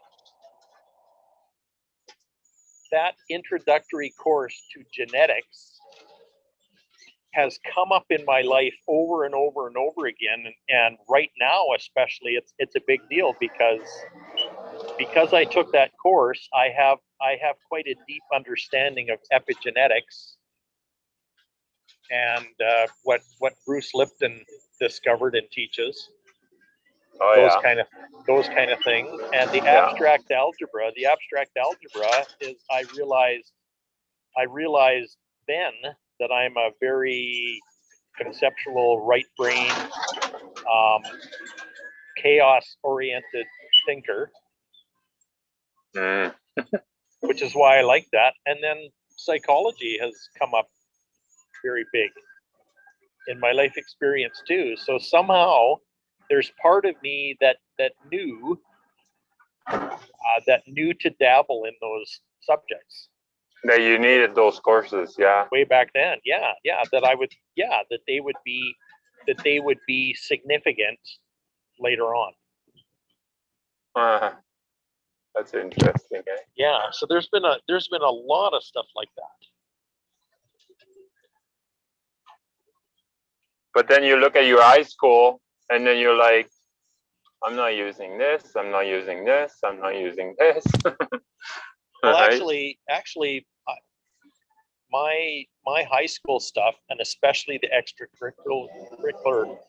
extracurricular stuff that I did, Yeah. what turned out to be extremely valuable too. Oh, Yeah, that's good.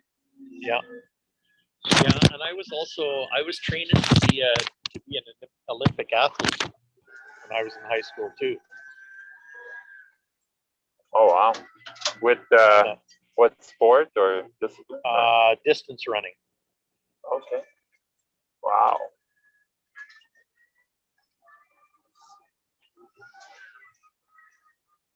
Yeah. Wow, you gotta be like really, really skinny to do distance running, eh? Yes, you do. Well, you don't have to be skinny, but yeah, your body, your muscle to body weight mass rate and all that makes a difference.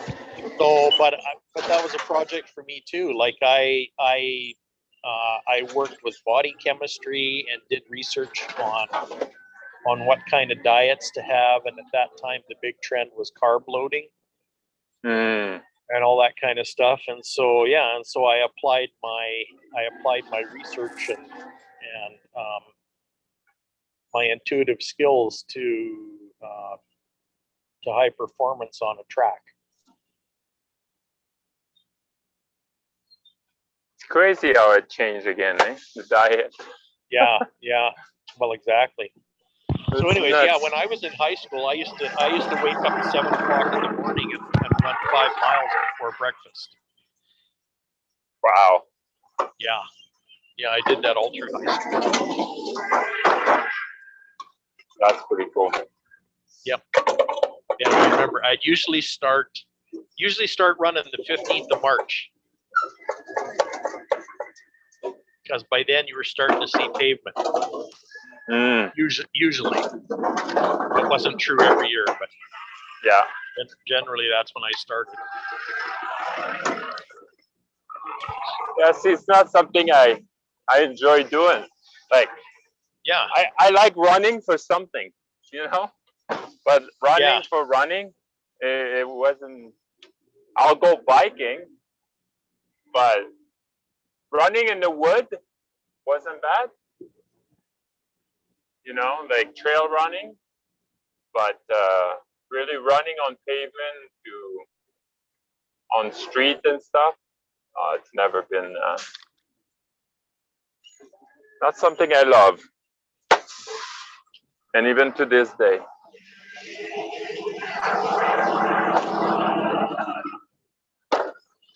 Yeah. But it's a choice, right? But again, it was one of those things like when Canada boycotted the Olympics in 1980. Yeah. I let go of running. Oh, really? I hardly ran ever since. Wow. Because yeah, my dream was dashed. Huh.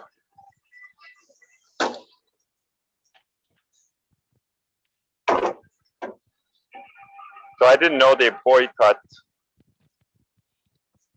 Yeah, They yeah. boycott the Olympic in Canada.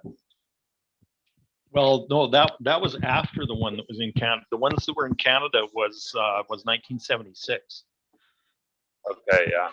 Yeah, Canada won only one medal in those Summer Olympics at Montreal in 1976. It was Only one? Only one. It was a silver in high jumping. What? Yeah. That's why it was so. That's why it was so important to me to go to the Olympics at that time, is because Canada was really shitty in the Olympics at the time. Yeah, no kidding. Yeah, and then actually, the U.S. boycotted the 1980 Olympics too because they were in Moscow. And the reason Canada and the U.S. boycotted was because the Soviets invaded Afghanistan. Mm. Now, does that ring a bell today? They're still friggin' fighting in Afghanistan. Yeah. And that was 40 years ago, Yeah. almost 45. Conflict. Eh? Yeah. Yep. I mean, for one reason or other, things are made up to do that. But anyway, being a multi-potentialite, I left running, and it was like, okay, I got what I needed to get out of that. And I learned that I had, because I did 3,000 meters, about 2 miles. And I learned that my body had endurance. And that I could train my body. I could train my body to do what I wanted it to do, right? And make those choices. So yeah, that's huge. Yeah. So the interesting thing is, because I changed my registration at university, I got kicked out. I got a letter that said your performance here hasn't been very good. So your performance in the program you're in isn't very good. So I was disavowed for a year. I had to sit out a year before I could come back, and that changed my life quite radically too. Yeah, it would, right? Yeah, I was pretty devastated. It was the first big no that I'd ever received from anybody anywhere. So what's interesting is I ended up going back to journalism school at Mount Royal, which is in Calgary. Yeah. And so I went back there, and I never finished there either. Like I got headhunted by that guy that hired me to do computer animation about 6 weeks before I was to graduate.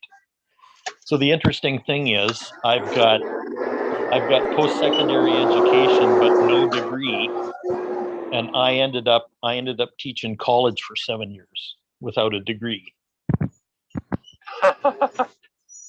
Yeah. Wow.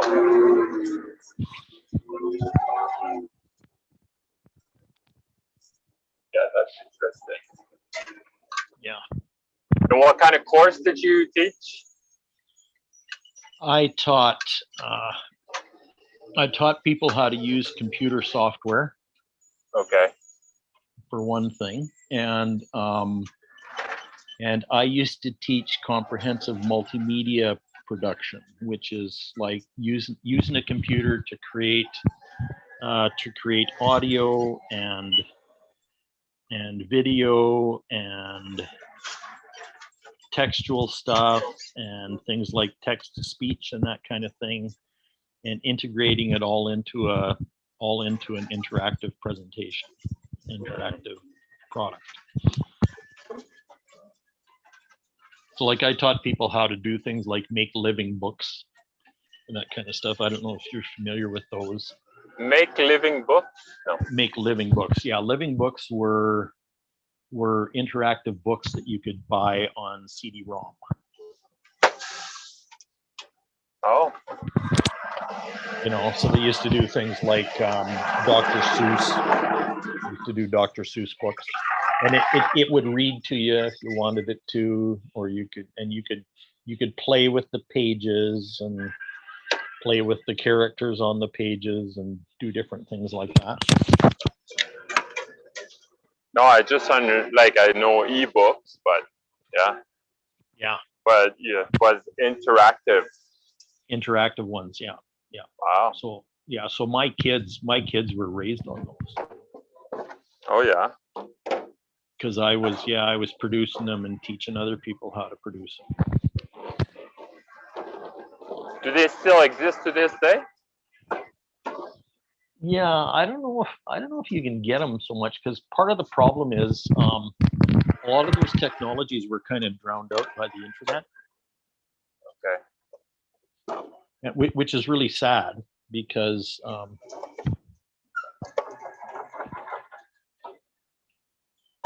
because the internet has kind of become an information, like an information depository Mhm. sort of thing, and there's very little interaction on it, very little interaction with products, and very little interaction with people either. Yeah, like it's Like there is, in a sense, because there's things like there's things like Facebook, for an example, but the thing is, Facebook isn't really interactive either. right. I mean, texting each other is not having a conversation. No. Emoji either. Yeah, well, exactly. Yeah, it's not the same thing, No. but it's kind of sold that way, Mhm. which drives me kind of nuts. But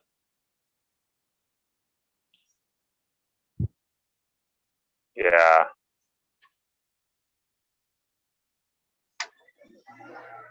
Yeah, no, because like I'm sure like your kid were able to remember the books a lot better because it's interactive. oh yeah, my oldest daughter could read by the time she was 3, Mm. and she was making her own videos when she was still 3 years old. I'm pretty sure. Wow. Yeah. That's pretty cool. Yeah, it was a real natural to her.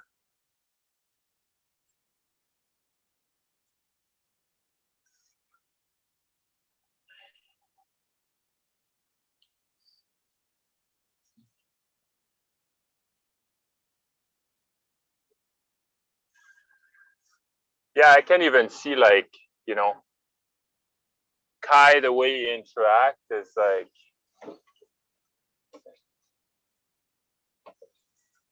he already knows what he wants. Like it's just like my wife is like, I think he's gonna be a stubborn guy. Like you're not gonna be able to change his mind very easily, I don't think.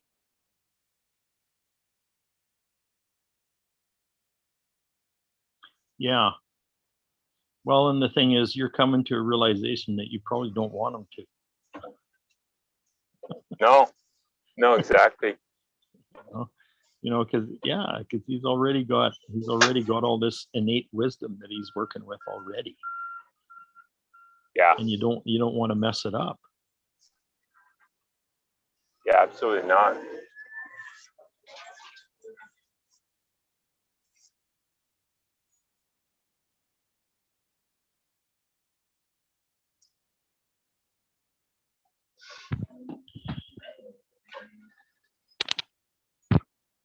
No, it's just the way he looked at people and stuff. It's just like, yeah, he's special. Yeah, He's special. he knows what's going on. Oh yeah, Oh yeah. yeah, big time. And I know that because I did when I was that age. Mm. You know what I mean? It's like, That's amazing that you remember that. yeah, it's just what awareness does for you. Yeah, Yeah, when you start tapping into energetic memory, oh yeah, energetic memory is where your where all your past life experience is stored. Like a Akashic record, kind of. Akashic records, yeah, all that stuff. That's energetic memory. All of that stuff is. Yeah. The field, the unified field, is energetic memory. Right.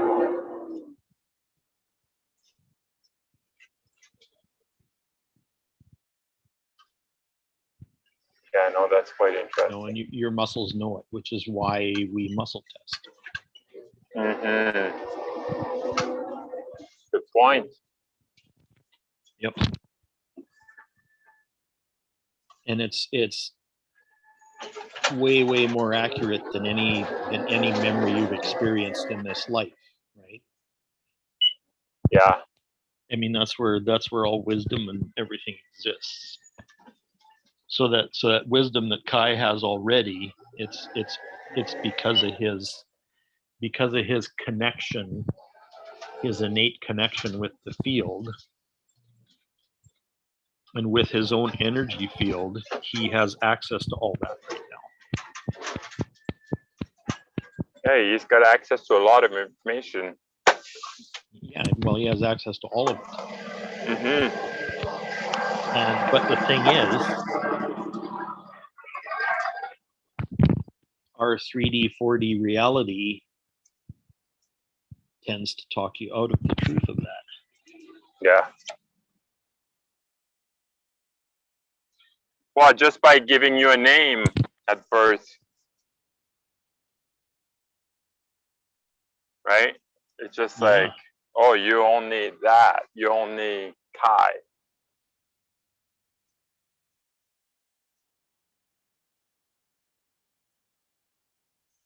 Is that interesting, eh?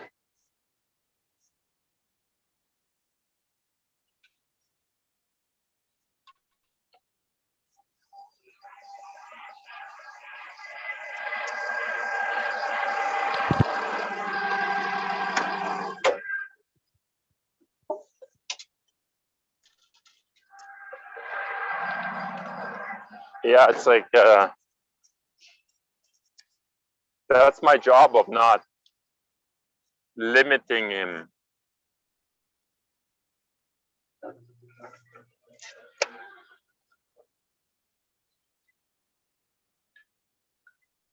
Right? Give him everything so he can access, like, be open, right? Be open.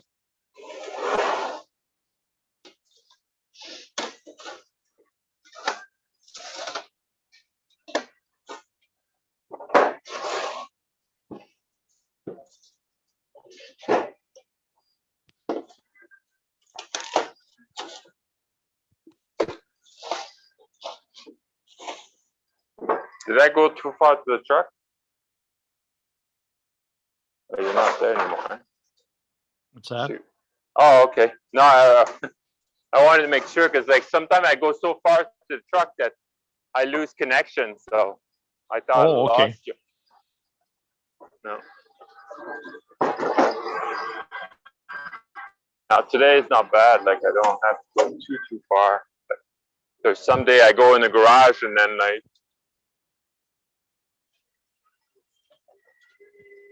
Oh, do you have Bluetooth earbuds in or something? No, they're not Bluetooth. No, it's just like I connect with the other because I got another phone from the company. Yep. So I try not to use as much data. So I connect with their Wi-Fi, and yeah. So, but one cell phone stays in the truck. So it's like a hotspot, I guess, right? I use the other phone as a hotspot, and I connect to it. Oh yeah, okay. Because otherwise, like, yeah, I will go over my data pretty easily. It's not like, I think the US, like I mean, some plans are probably unlimited here too, but you know, like they're not like that here. Yeah. They That limit whole us thing's to that like, whole thing's really stupid too. The Oh, only I the only know. reason they went unlimited bandwidth is so that people can hijack your bandwidth and send you ads. mm, yeah, That really annoys me. yeah, no kidding. That people are using your bandwidth to send you stuff that you don't want and didn't ask for. Right. That should be illegal. Oh, like so many Because things, it's right? my friggin' bandwidth that I'm paying Yeah. for. Yeah. So I'm paying you to send me to fill my bandwidth full of ads and crap that I don't want. Yeah. It's, yeah. It's crazy. Like, you know, I don't know this conversation, but like, you know, you talk to your friends on the phone and you're talking about a subject, a truck or whatever, and then all of a sudden, like, you get like this ad of the truck you were talking about. You're like, what? So they can hear everything.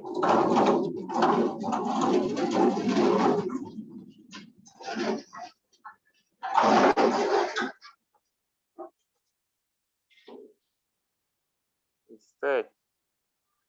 Okay.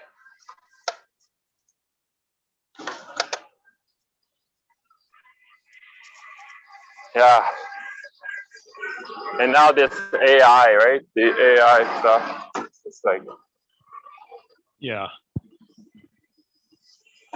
Yeah. but is that you were talking, or like Allison was saying about, like, you know, holding an animal, right? How you know that if you're holding it like tight or loose, eh? That's a, Yeah. Yeah. it's gonna have its limitation for sure. Yeah. You know. Yeah. But they try to make it so good that, like, to make us like forget who we are, really, right? Yep. We're way more than like AI. Well, yeah. Way more. Yeah, for absolutely sure. The thing is, you know, they've made everything out to, yeah. They really wrecked they really wrecked the internet. Just really wrecked it. Yeah. And this is from somebody who's been developing all those technologies. Like I spent the 80s and 90s developing all those technologies that became the internet. The internet was an awesome idea, but it got out of control really quickly. Yeah. And you know, and it got oppressive really quickly, to the point now where basically, you know, five big companies basically rule our lives right now. Right. You know, one of them is Google, and Google has absolutely no conscience whatsoever. Yeah. Yeah. And Microsoft's another one, Yeah. which has turned out to be like downright diabolical. And you know,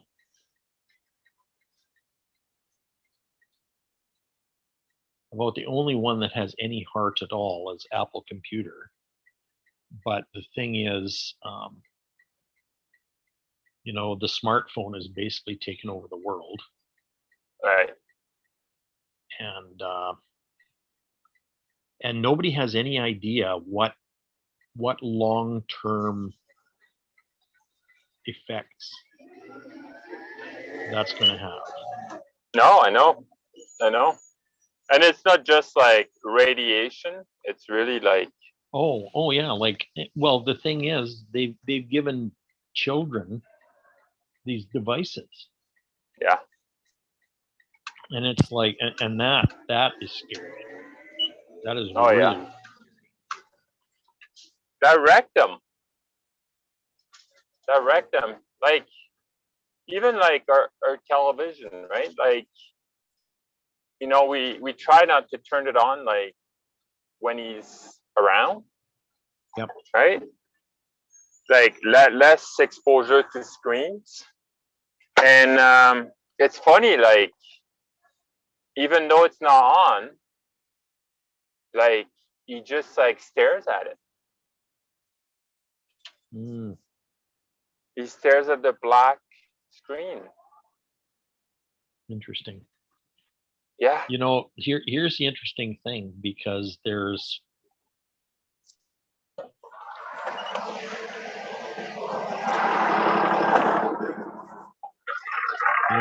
it's energy that comes in through cable. Like signals are energy. They're just a form of energy. Right. They're part of the electromagnetic spectrum, right? Uh-huh. And the thing is, he might be picking up what's there. He might even be able to decipher the signal that's coming through. Well, But I'm sure like energetically, he may not be seeing pictures, right. but he's definitely tuning into that energy that's coming in. Even if the TV isn't on. It's still plugged in though, right? So Yep. Even if it's not plugged in. The thing is, if you've got it attached to a cable or Wi-Fi or anything like that, yeah, he'd be sensitive to all that stuff. Oh, I bet he is. Because I met the lady, and she couldn't live in the city. So she had all these, and that's how she started like selling these pendants and for EMF and like, you know, like Ibrahim Karim, biogeometry. Mm-hmm. So he's really into like harmonizing like the signal, not blocking it, but harmonizing it. So using it that, you know, for your good. So yeah, and that's really so with all these devices like a necklace and a ring and this and that, so she was able to she's able to go to city now. So that's sensitive.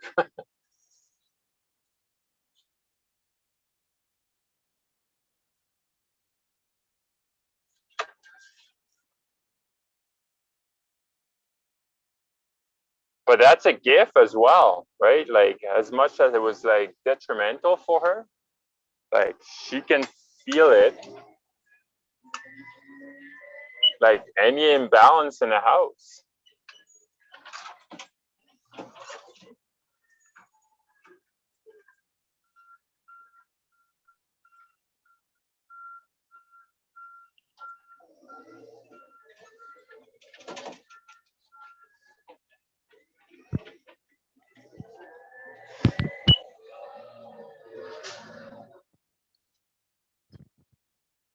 Are you still walking?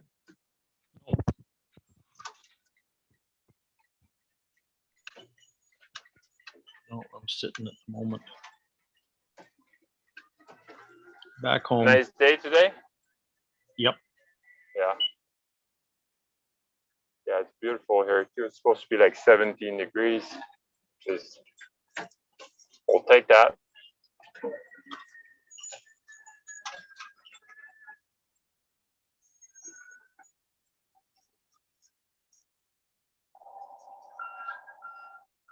we'll take that for sure. 20 over the weekend, so it's pretty dry where you're at, right? Like in Phoenix? Yeah, it is. It's starting to get to be now. But Okay. this winter was really weird. Like about every 2 to 3 weeks, we'd have like an inch and a half to 2 inches of rain in a 48-hour period. Wow. And there was a time in March when there was snow forecast Huh. in Tucson, which is about 30 miles. Yeah, no, I know where that is. Yeah. Yeah, which is south of Phoenix, actually. Yeah. So, but Tucson they is had, awesome, they had actually. a foot and a half of snow in Sedona, and 2.5 feet in Las Vegas. Wow. Yeah. So it was kind of weird. So we kept having these wet spells in the wintertime. Yeah. Yeah, when it rains here, it like they have these big trenches all over the place. These big canals. Nice. Yeah, and you'll get these canals all overflow with the Oh, amount of yeah. rain that shows up. Yeah, it's bizarre. Where in Phoenix do you live?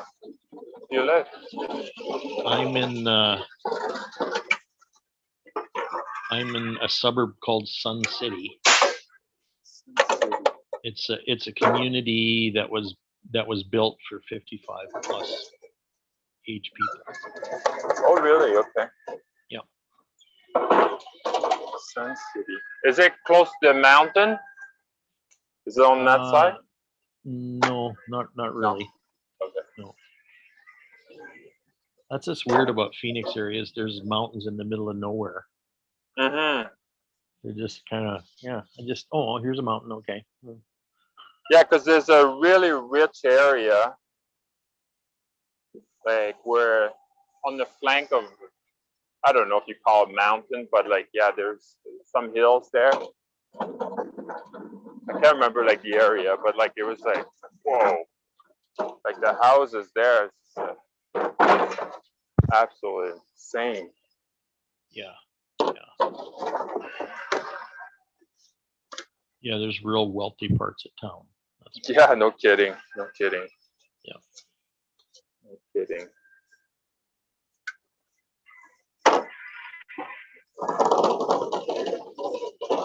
Well, I'd say rich, maybe not wealthy. Yeah. Right? Some people are rich, but they're empty on the inside. Yep. A lot of them, actually.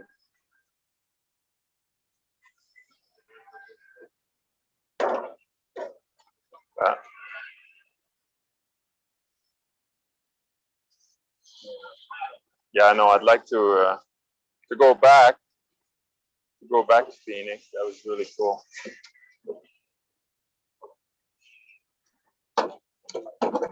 Because you've been there for what, 10 years? More than that? No. No, I don't even live here. Oh, okay, you're going there.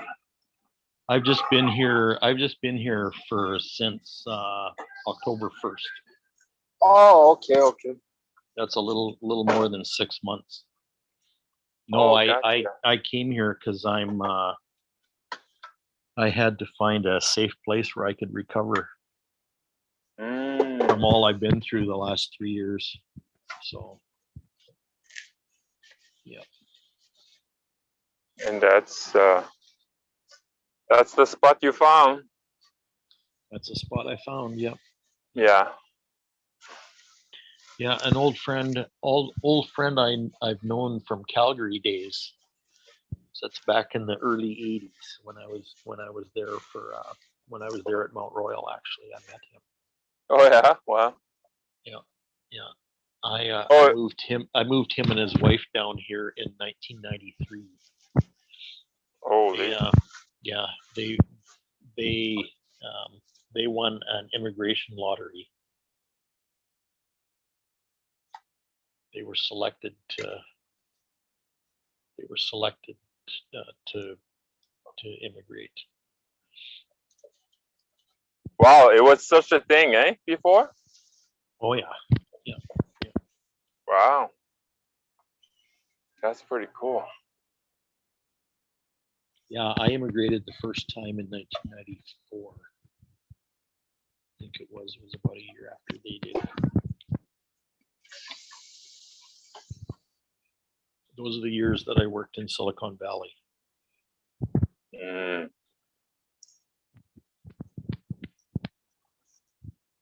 Yeah, another place that changed quite a bit. Eh? Oh yeah.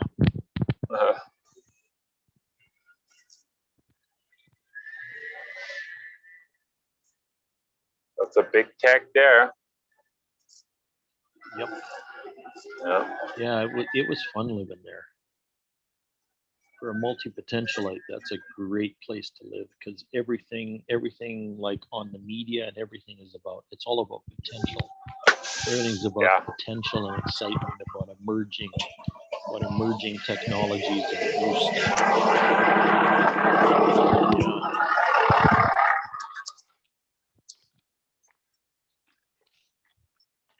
Yeah, and back then probably like the rent wasn't too bad, or Well, it was pretty pricey then.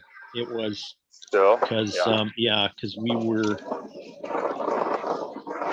we lived in Alberta at the time. Oh, okay. We lived in Mayerthorpe, Alberta at the time. Where, Merritt? And Mayerthorpe. If you get on Highway 22 and you go as far north as you can, you end up at Mayerthorpe. Oh, okay. It's northwest of Edmonton. Hmm. And anyways, it's a little town, about 1,800 people. But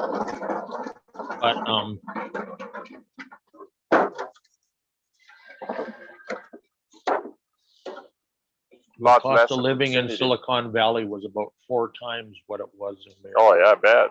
I bet a small little town like that.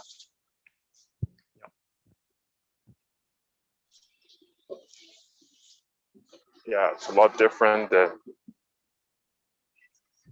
right now, for sure.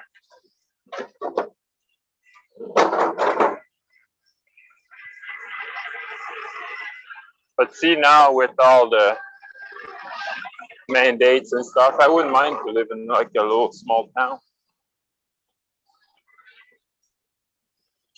Yeah.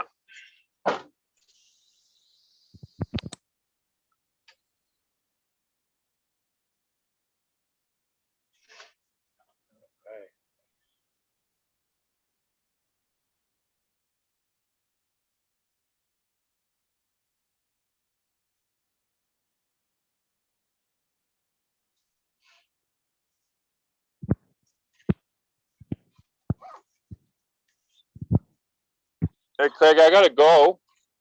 Okay.